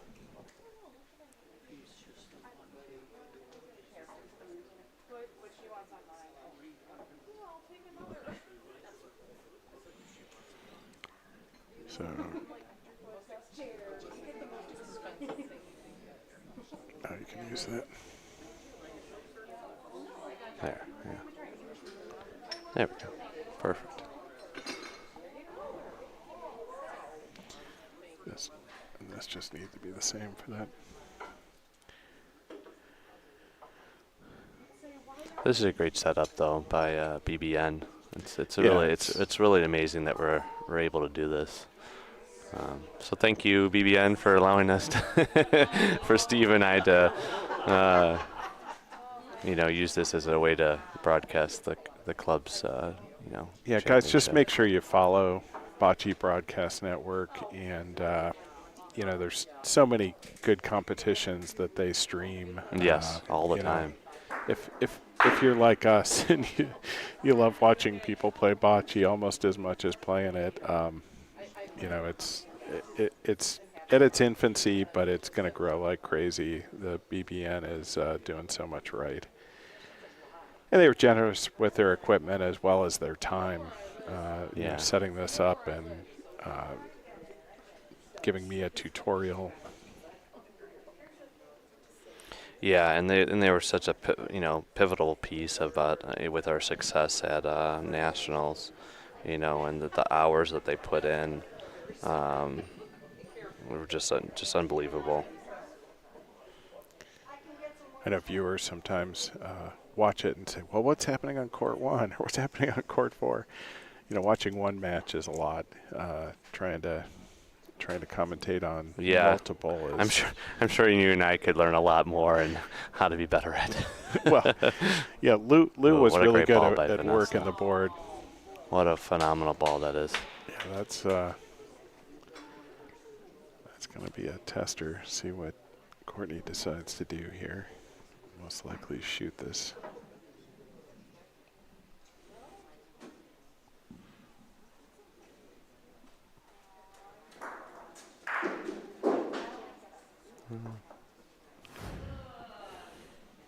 She caught just the inside of her. Yeah. I don't know why that didn't work. Maybe the button is stuck down.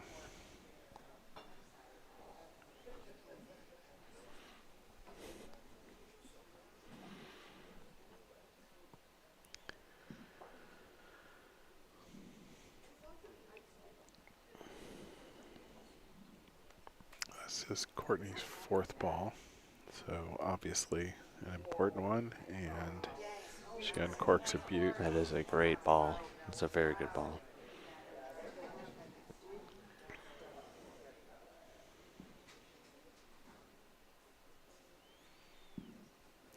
So Vanessa probably wants to be careful here that she doesn't take the Polino down to the end where Courtney's got 2 other balls.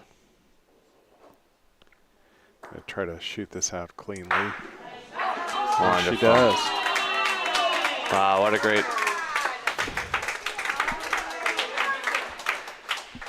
great match. Look at this, Rafa. Perfect. Clean. Polino doesn't move. Yeah, these girls are great. They're both amazing. All right, so we're going to take another short break. I want to thank Miles Russell for joining us for Game 2. Thanks for having me. We'll be back with... We'll see you. You'll see me out there. We'll see you in a few minutes for Game 3.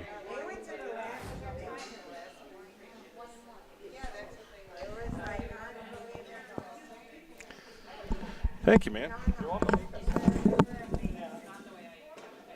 We didn't move the screen nearly as close as you do.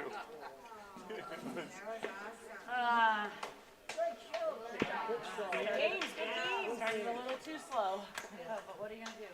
There's going to be a lot of bocce. I wasn't going to be able to point that. I didn't budget on 3 games. Sorry. Nice job.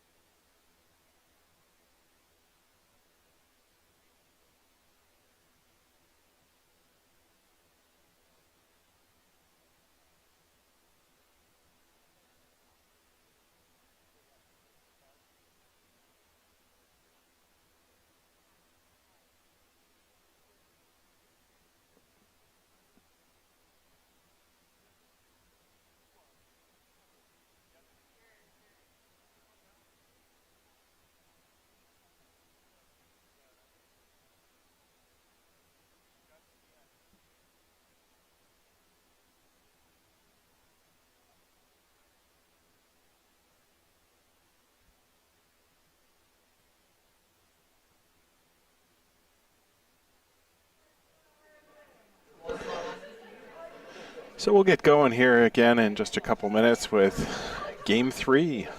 It all comes down to this one to determine who's going to play for the lovely new Highwood Bocce Club Championship Trophy. I'll see if I can get that on camera for you here.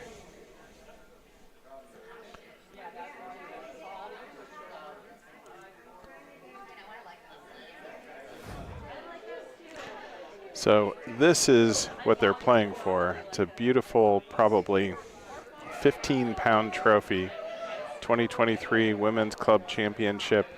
It's got the Highwood Bocce Club logo etched into it. And that's what they'll be battling for tomorrow night. So this game is Game 3 for the right to play in that game.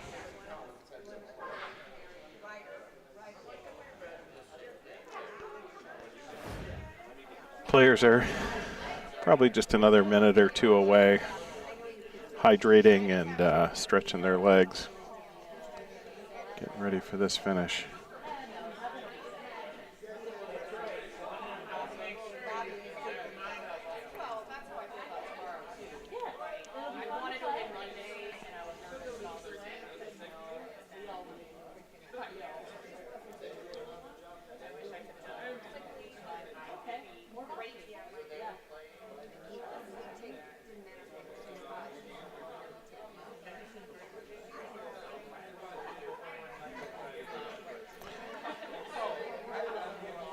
If you enjoy having these games streamed,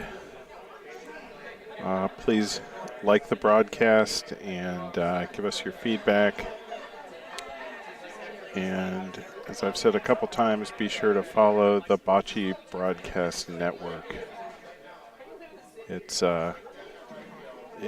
really important, I think, for the growth of our sport is to get more people able to watch and able to learn by watching. So thanks for being here.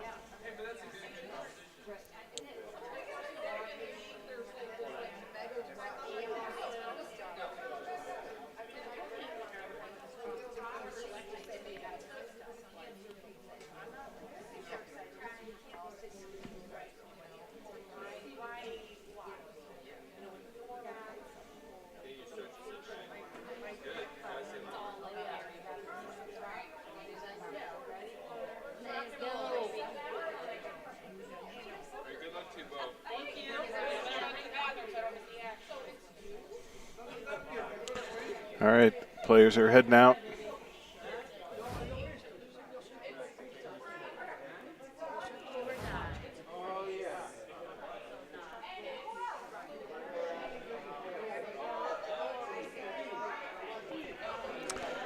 Vanessa took game 2, so she'll have the Polino here to start us for game 3.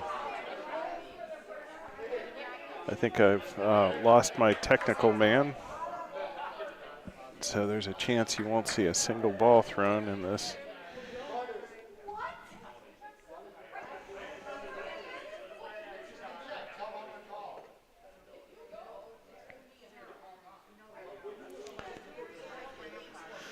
And there's Vanessa getting ready to throw her first ball.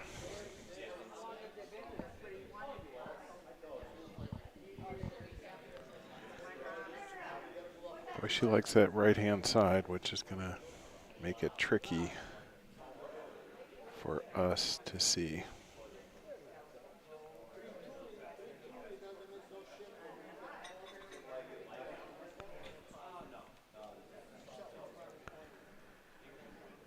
Here comes Courtney's ball.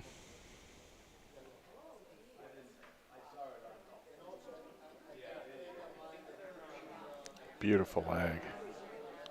Great ball. Picks up the point.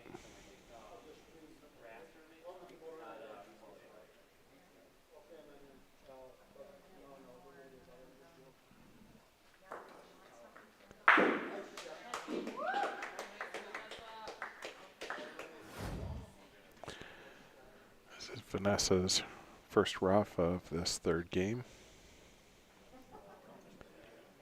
And she hits.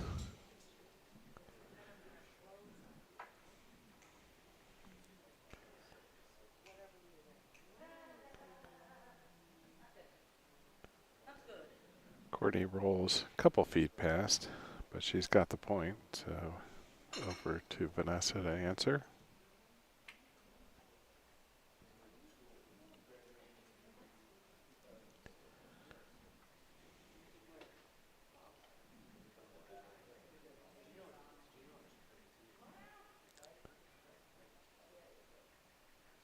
And Vanessa picks up the point. Nice lag. Inside of a foot, I'd say.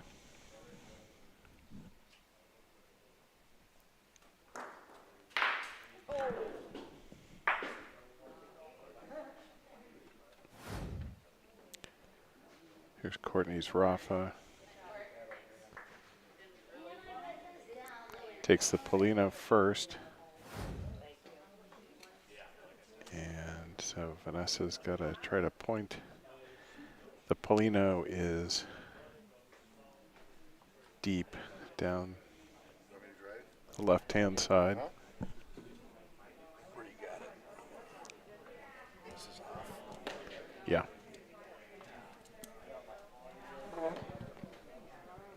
Here comes Vanessa's ball. She picks up the point.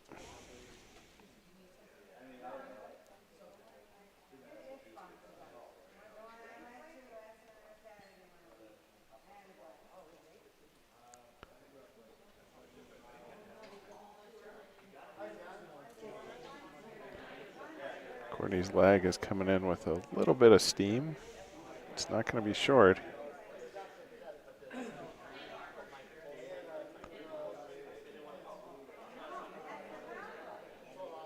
So 1 point red.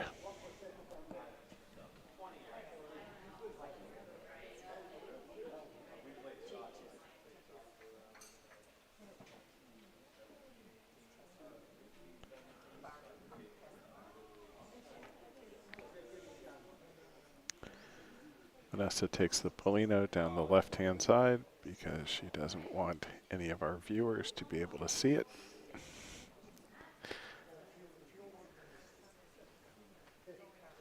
We've got Lou Santella back on the board, so I feel confident he'll find that Polino if anyone can. There it is. Vanessa throws a nice looking ball in, a little hot. Maybe 16 inches deep.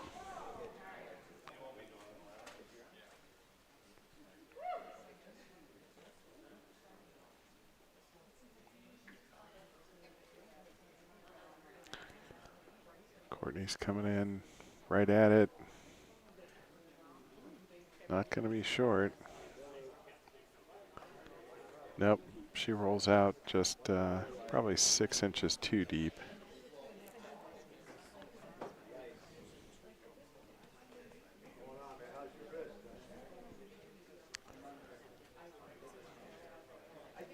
Courtney's going to lag in again. This pace looks a little healthier. Oh, it's a beaut. Picks up the point, maybe 6 inches behind the Polino. Vanessa's thinking about a Rafa here.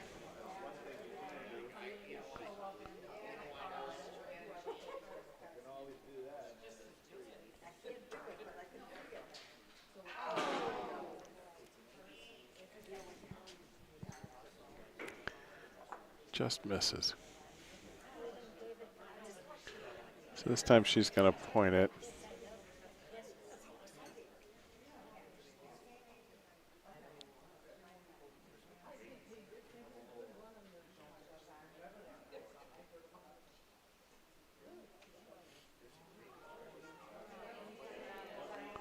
Good looking line. Ooh, just rolls out.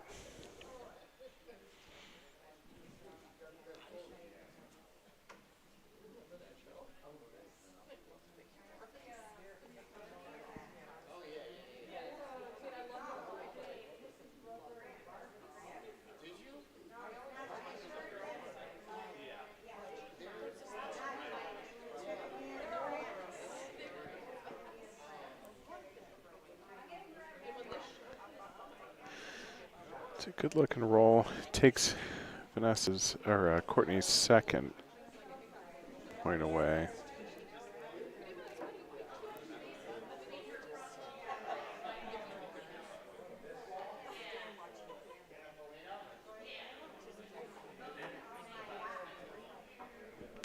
Gordon gives a little bit of a measurement.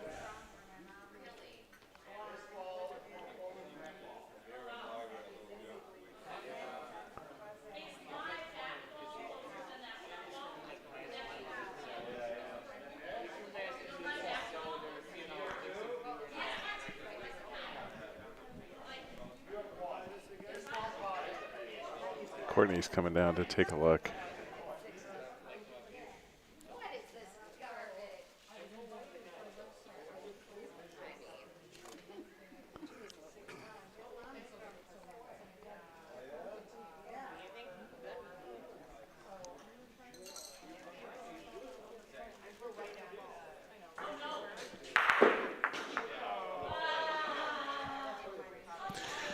So an aggressive roll there. Not what she intended, but she ends up leaving herself with a point, and she's got a ball left to pick up another. A little bit dangerous, but you know she's got a ball left. So again, when you can point like this.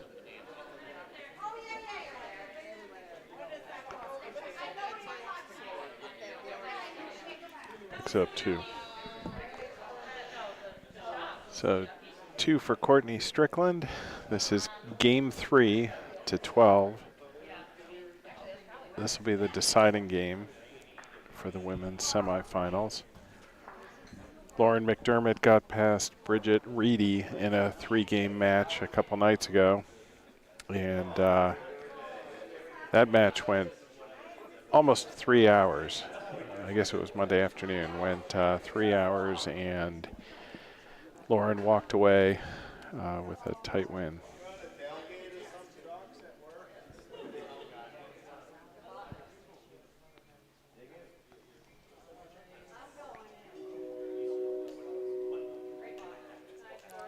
Beautiful roll.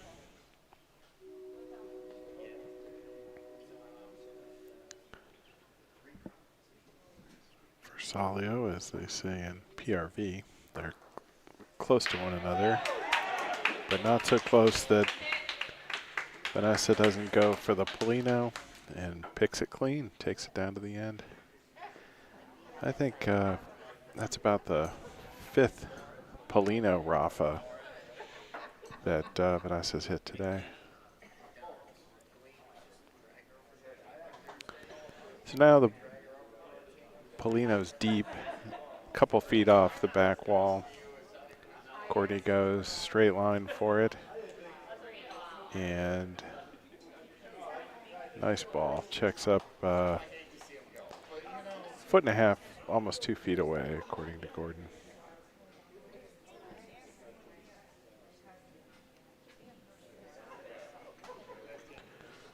Vanessa's contemplating what to do. You know, there's probably 1.5 foot behind her ball before you get to the wall, so feels like a pretty big target to point into, and that's what she decides to do and does so beautifully. So Vanessa's got 1.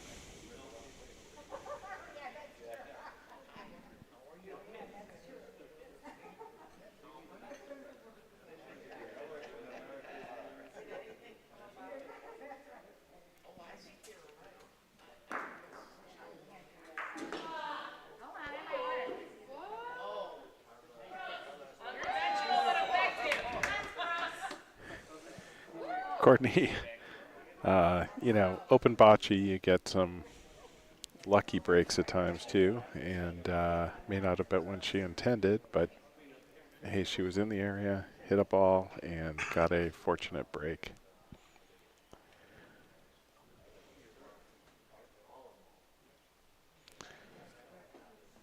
So Vanessa's going to respond with a Rafa. It's a fairly target-rich environment down there.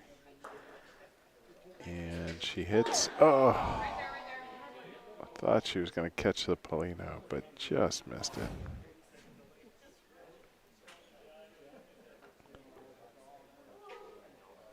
Whew.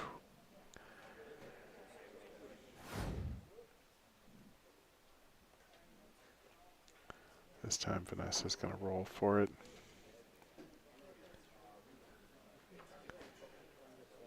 Nice aggressive roll. Not going to check up short. Catches the Polino and stops. Picks up point.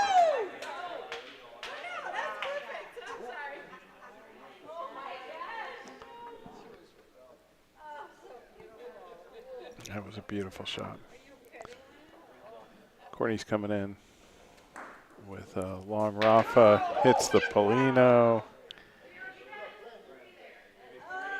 Brings the Polino back. She's probably sitting on 2, maybe 3.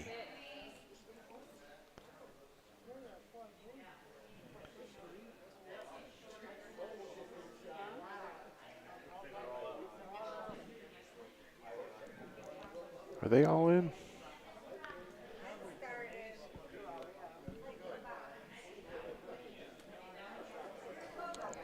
Gordon's going to measure using the laser. Yeah, they're all in, so. I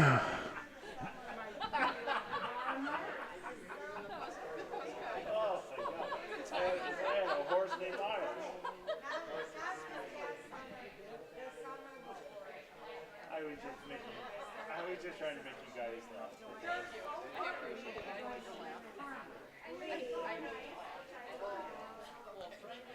It was 3.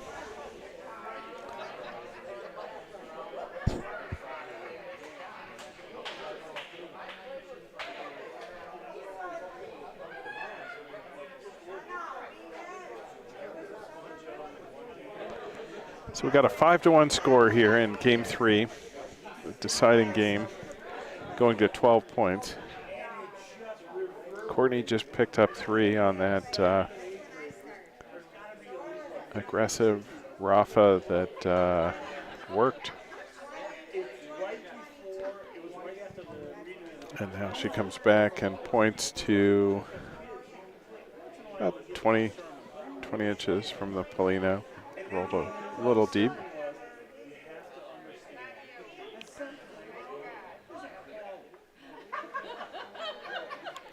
Vanessa using that little banana shot coming off the wall. Coming right at the Polino. And checks up by hitting Courtney's ball. So she could afford to be a little aggressive there with Courtney's ball as a backstop.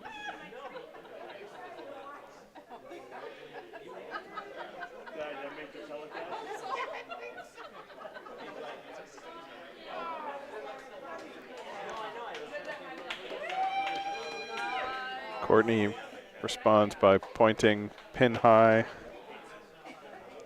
about a foot off the Polino.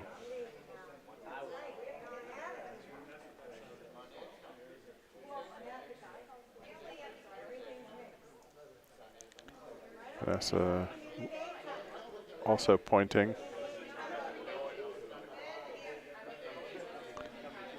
This one rolls through. So Courtney's holding 1. Vanessa's got 2 balls left, so her third ball is also going to be pointed.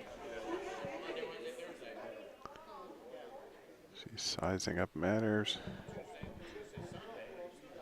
Lets it go using that little banana shot again. And just a little bit short. So she's crowding up the scene a bit, which may prove to be advantageous for not giving up more than 1. Let's see what she does with this one.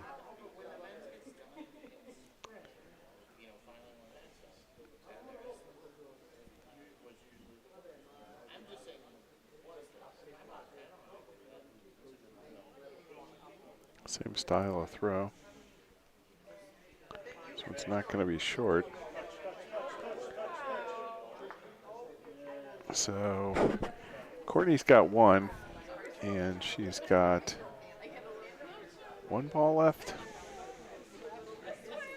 Two balls left.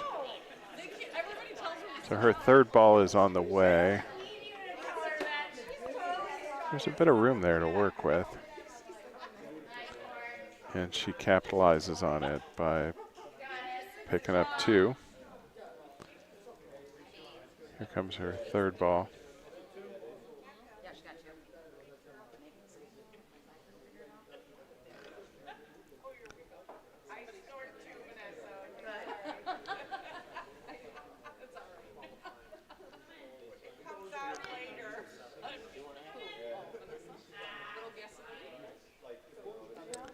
Her third ball looks like it stayed outside. Gordon's going to measure it to be sure.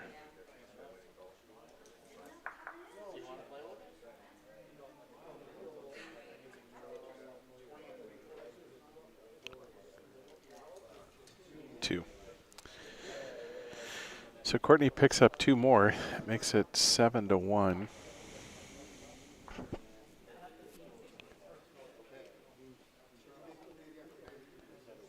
And Courtney's got the Polino.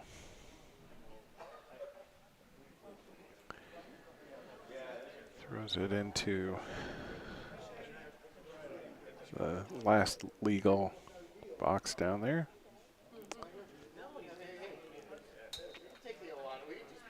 Lags right at it, right down the middle of the court. We know the court breaks just a little bit left there.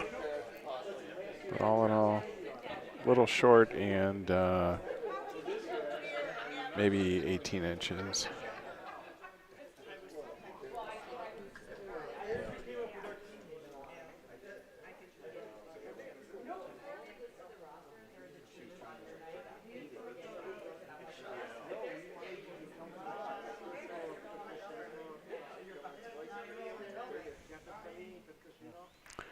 Beautiful leg.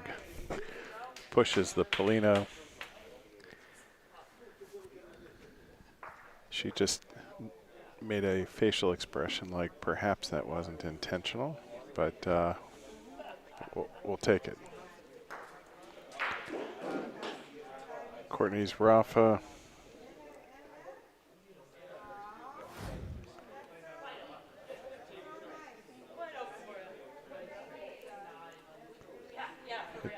Hits ball and Polino, and she's got 1 point deep. Vanessa's response is on the way.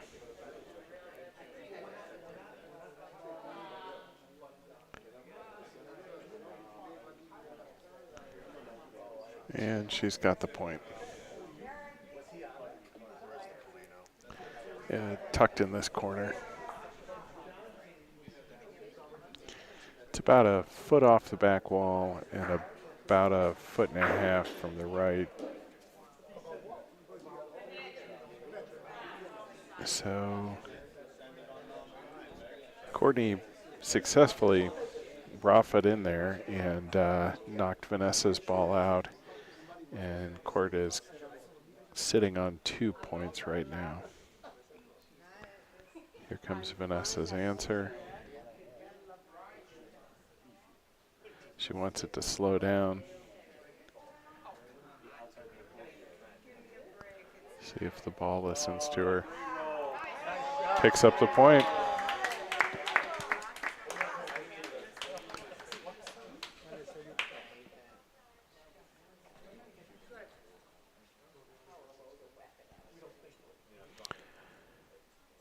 Courtney's surveying the situation. She's got a lot of options here.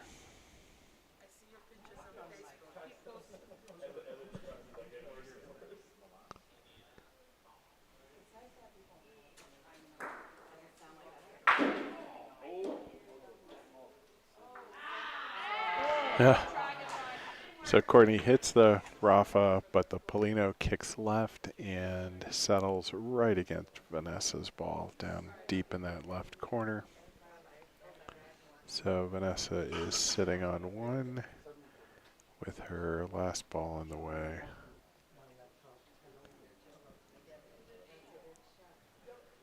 She really can't do any harm by running into her own ball or the Polino. It all depends on if it's deep enough, and it is. She picks up two. You know, when you're down 7-1, that's an important end, and to pick up two, 7-3 sounds a lot better. This matches to 12.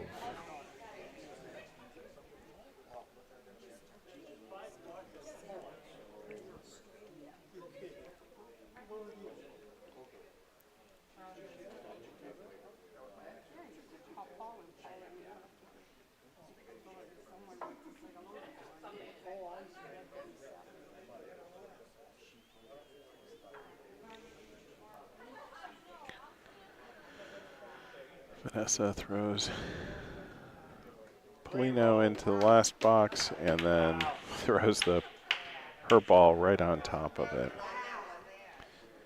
Those Bengal striped balls hanging out right near the Polino. And not for long. Courtney winds up, Rafa's it. The Polino does not move. Put your glasses on, ref. And it looks like he's gonna use the laser to see. See? But he put his glasses on.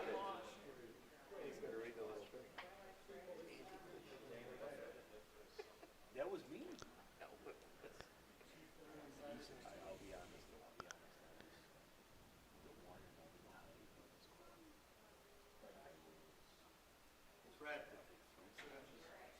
Red by 2 inches.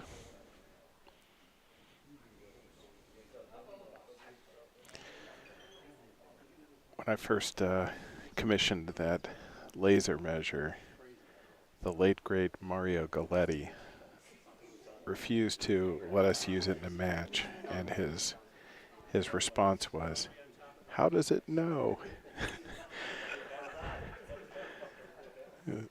I miss that guy. Such a gentleman, great player, and just a lovely man. Come take a look.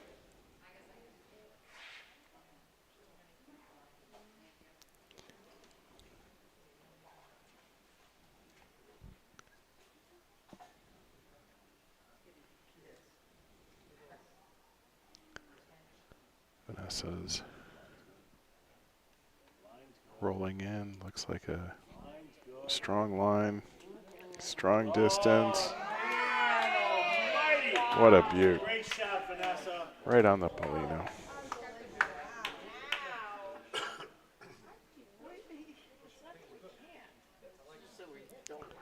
Courtney wastes no time, teeing up a Rafa. It's going to send everything deep. And indeed it does. The Polino, however, settles right in front of Vanessa's two balls. Courtney's down to her last ball.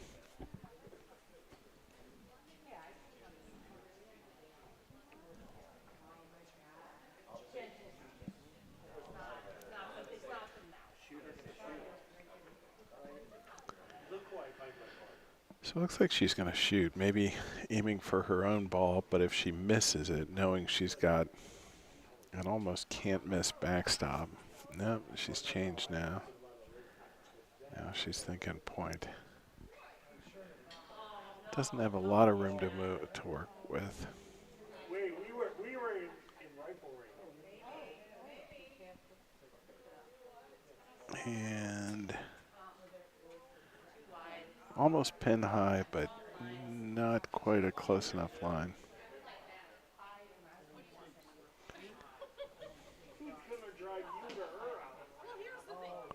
So Vanessa may be sitting on two. That's what Gordon's measuring, the second point.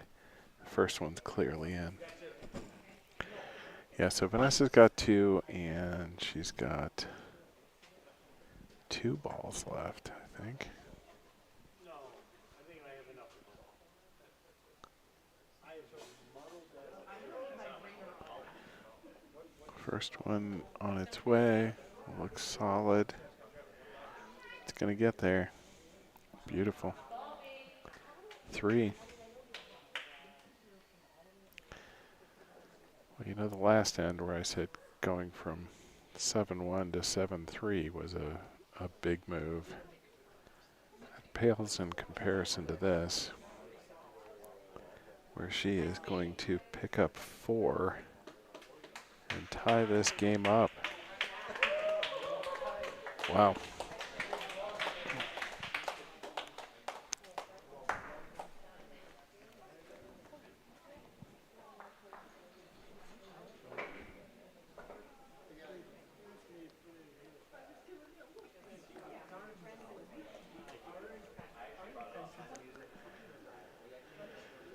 So we're sitting at 7-7. Game 3 for all the marbles.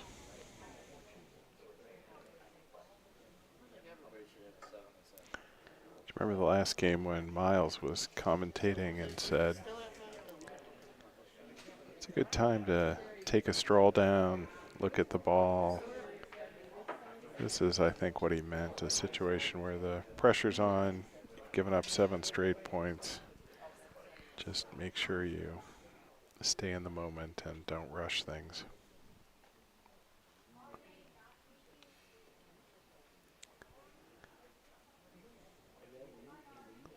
So Courtney goes off the wall. Line looks good. Depth looks good.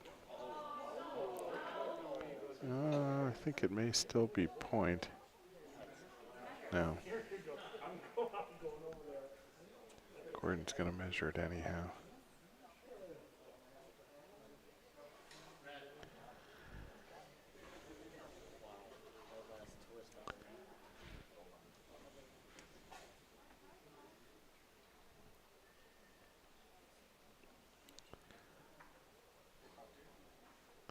So they've probably got 14 inches to work with. Courtney rolls this one a little deeper off the wall, a little better line.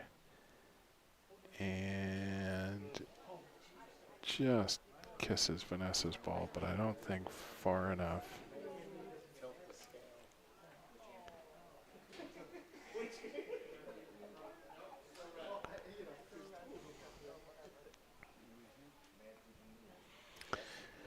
Boy, these are those tense moments where inches matter.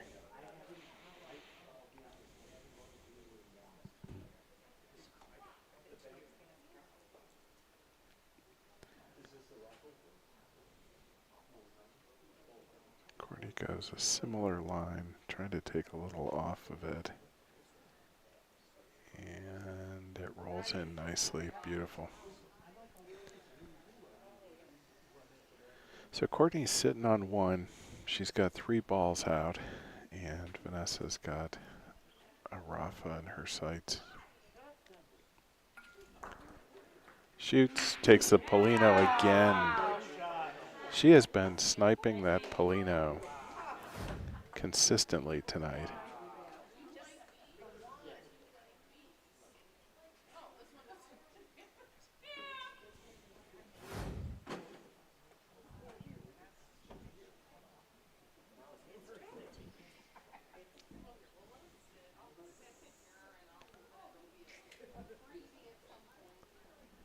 Courtney's going to try to take some of hers down. Oh my goodness. Misses her short ones, but hits the Polino. What a shot. Comes away with the point. I thought she was shooting at her short ones right through. Polino. Unbelievable.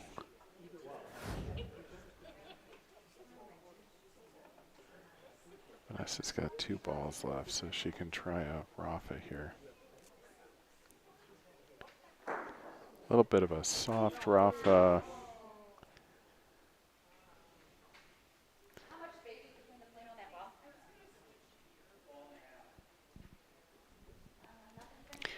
separated by about 6 inches. She's got to try another Rafa.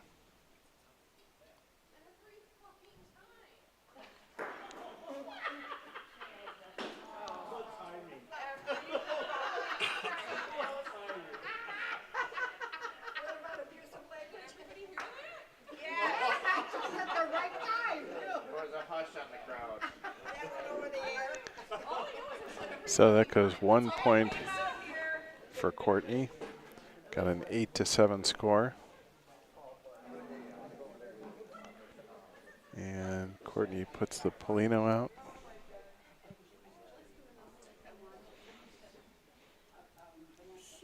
Just shy of the first blue line into the first box after mid-court.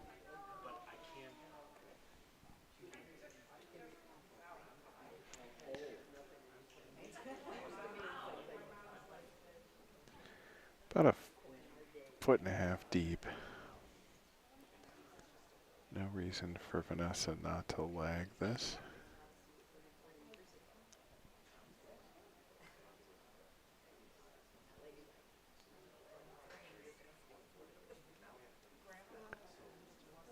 And she points in beautifully to about an inch. It's quite a display with the pressure these girls are feeling.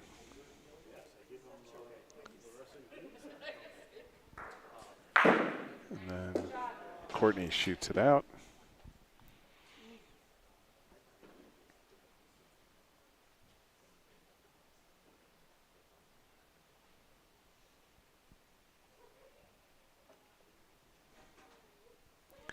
V's going to try to replace it.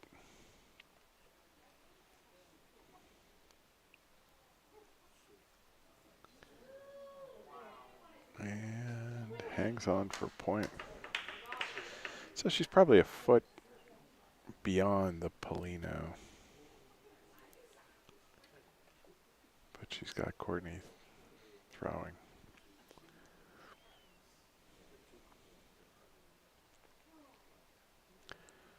Boy, Courtney rolls in another beaut. Unbelievable. Pin high, 2.5 inches away. Just such consistency among these two players.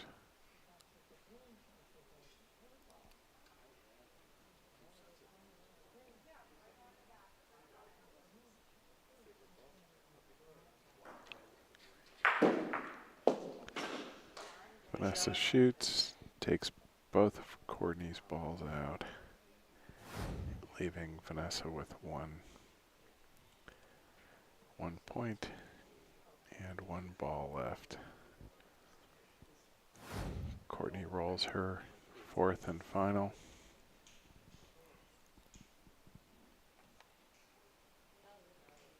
And picks up the point. But she's about a 1.5 feet past, so it's almost 2 feet, so it's going to be tempting to just point this.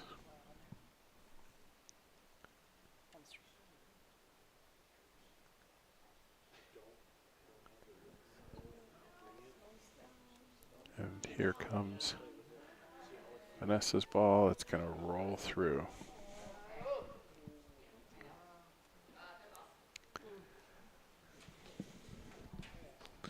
So 1 point for Courtney.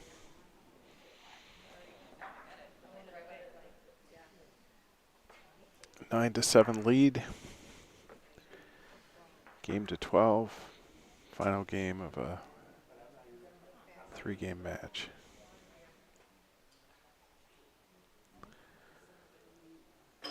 Courtney rolls up the left side in a much more camera-friendly position.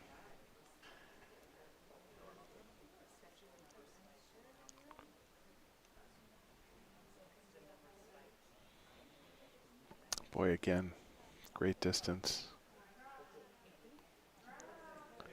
Checks up maybe 14 inches from the Polino.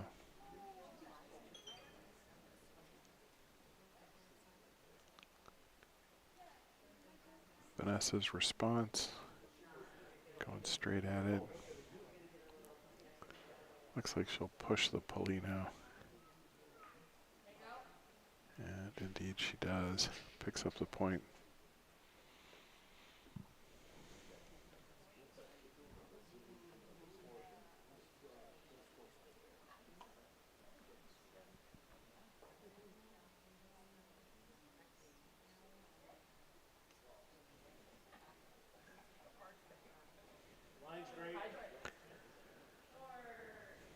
Courtney rolls a nice line, but comes up just a little bit short.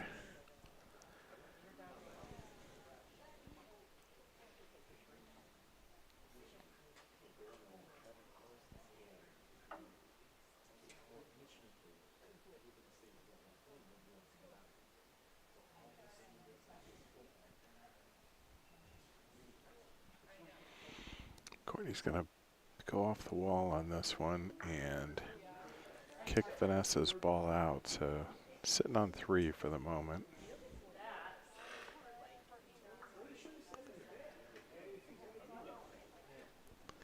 Vanessa squaring up for a Rafa.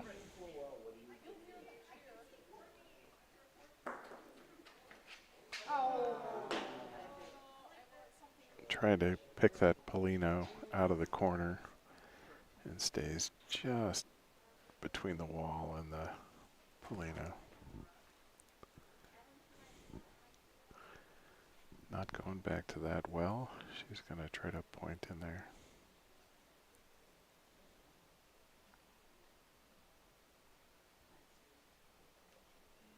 It's a good looking roll.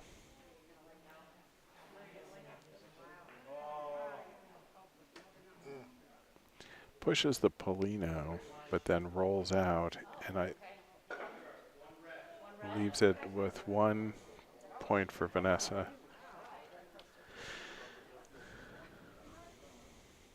She dragged that Polino just far enough. This is one of those instances where strolling down to look at the scene makes sense, because it's not really evident from this end. Usually when you do that, you see there's a little more room than you anticipated. Having surveyed the situation, I'm sure she's already made her shot up in her mind.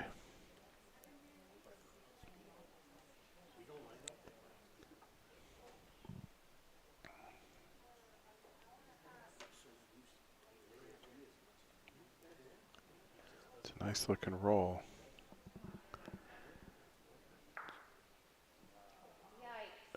But catches too much of her own ball, and so Vanessa throws that one in, just takes the single point.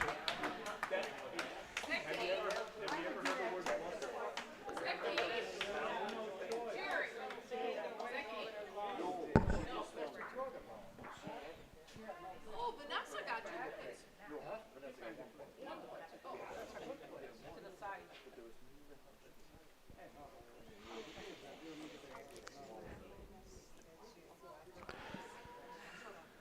So if he throws the Polino relatively deep, almost to the end line of the legal zone where the Polino can go.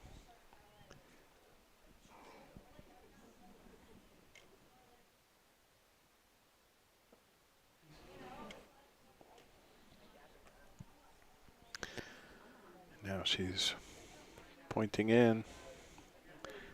Leaves this one in front, maybe 20 inches.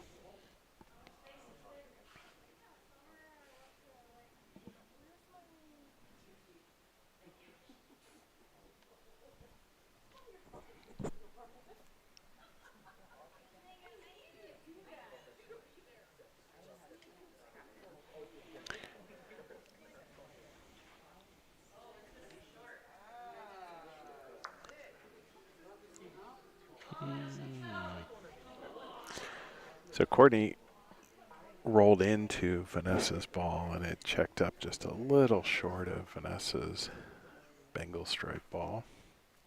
So Courtney's rolling again, almost assuredly aiming at her own ball coming up the wall. But she hits early, and it kicks out toward the middle of the court. I bet she'd like to have that one back.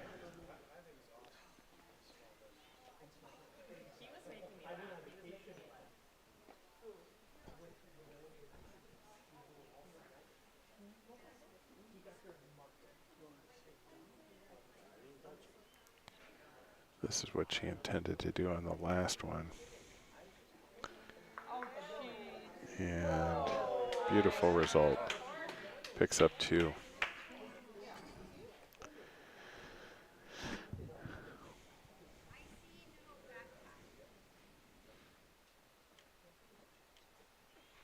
Vanessa's going to raw for this.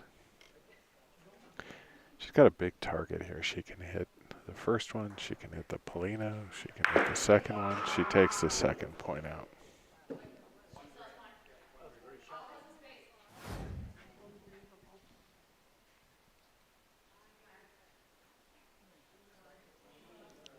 Yeah, quite a shot. In retrospect, she was probably hoping for Polino, but it was a really tight window there. She rolls this one strong, hoping to catch.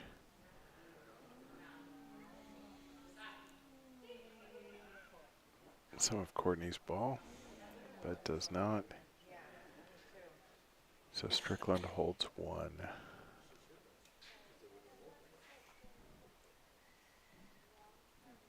And here's Vanessa's last ball.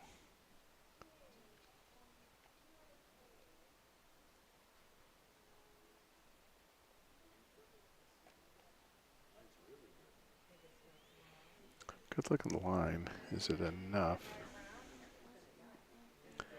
No, checks up short. Good cover. Good place to leave it, you know, so that you can only give up 1 unless something funky happens here, which happens in open bocce. What a beautiful roll.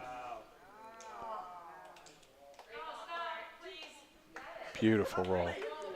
That's 2 for Courtney. So we're sitting on 11-8.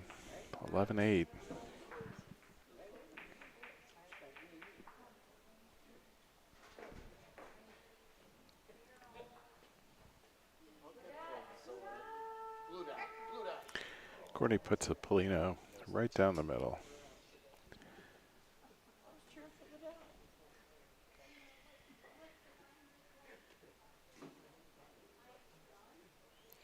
And then puts her ball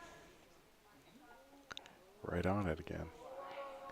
What a clinic. Great ball.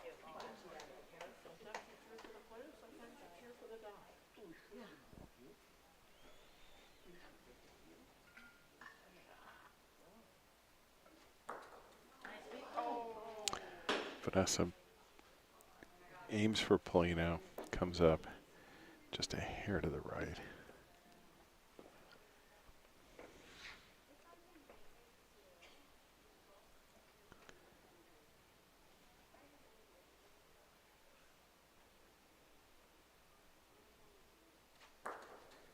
Gets it this time. Beautiful shot.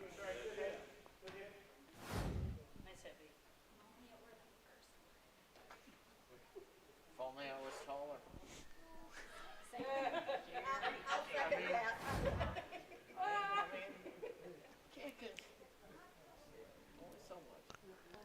Vanessa's lamenting the fact that she didn't hit the Polino on the first one.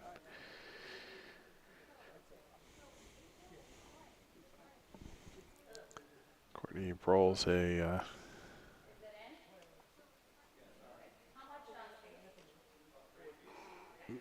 about 3 feet, says Gordon, that Courtney's green ball in front of the Polino has the point.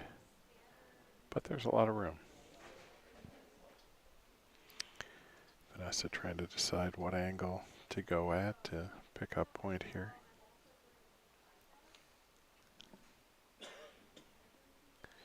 Decides to go straight at it.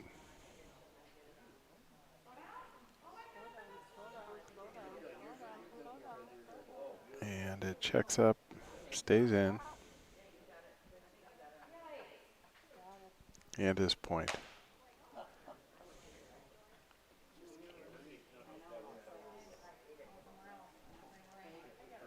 Don't forget, breathing is important. You know. Breathe. Relax. Courtney steps up to try to outlag Vanessa's ball. She's going to use a little bit of the Rondina.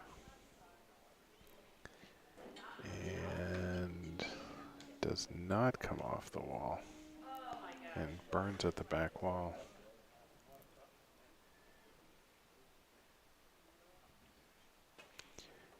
In fairness, she never actually got to the wall. She was using the embanked edge a little bit.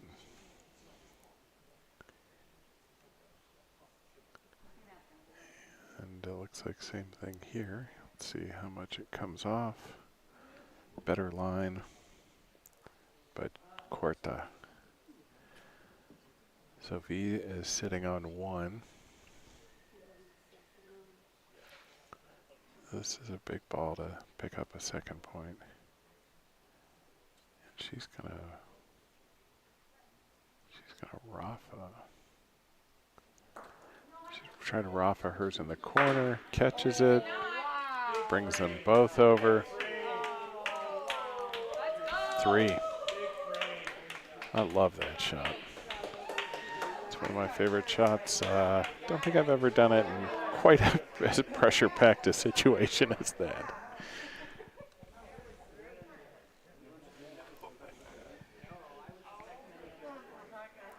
Gordon's measuring just to make sure that indeed it's 3. Vanessa's balls came off the wall, and indeed 3.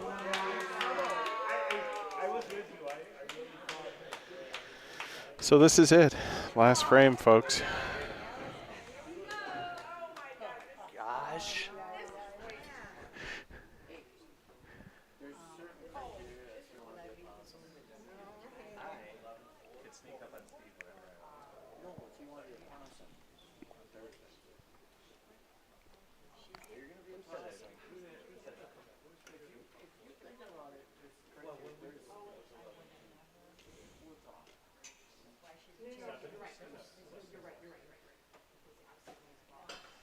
You know, we've known these players are evenly matched.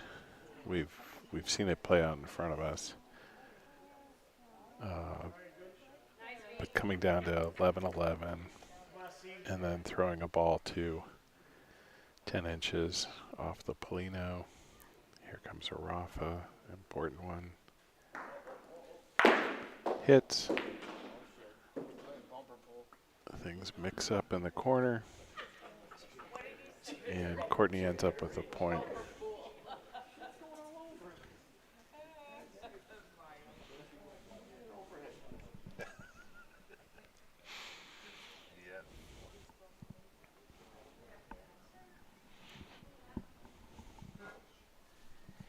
I have to stand up to see this one. There's about 2.5 feet. Polino is tucked in the very corner.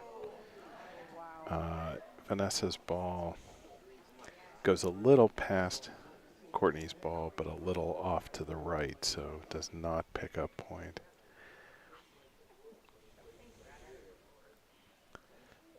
So she calibrates.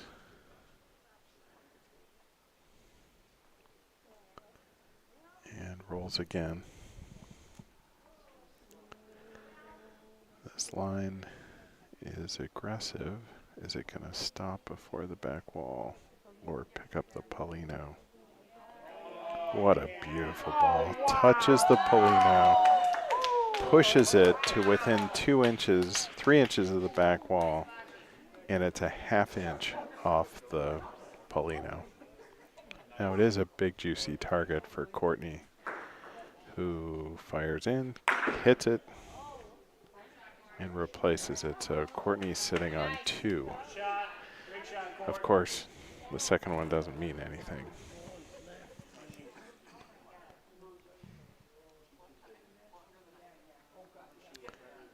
Here comes Vanessa again, hoping for a repeating swing.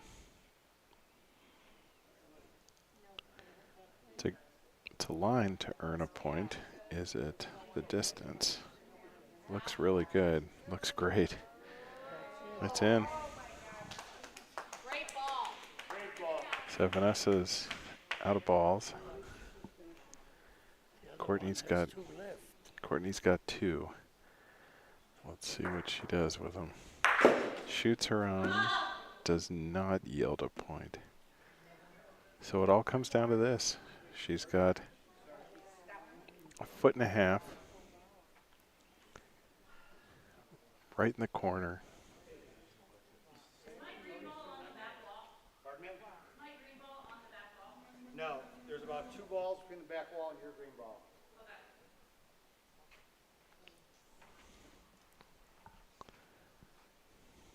Here comes a Rafa. And Courtney does it. Gets 2 points. Picks up the W. What a match. What a shot. So folks, we will see you again tomorrow night for the finals. We're going to see Courtney Strickland against Lauren McDermott. Then we're going to see Tom Holloman against Anthony LaBarbera. We should have some immensely exciting and very talented players going head-to-head tomorrow to take home those beautiful trophies. Thanks for joining us. Again, thanks to the Bocce Broadcast Network. Thanks to the Highwood Bocce Club. And we will see you tomorrow night.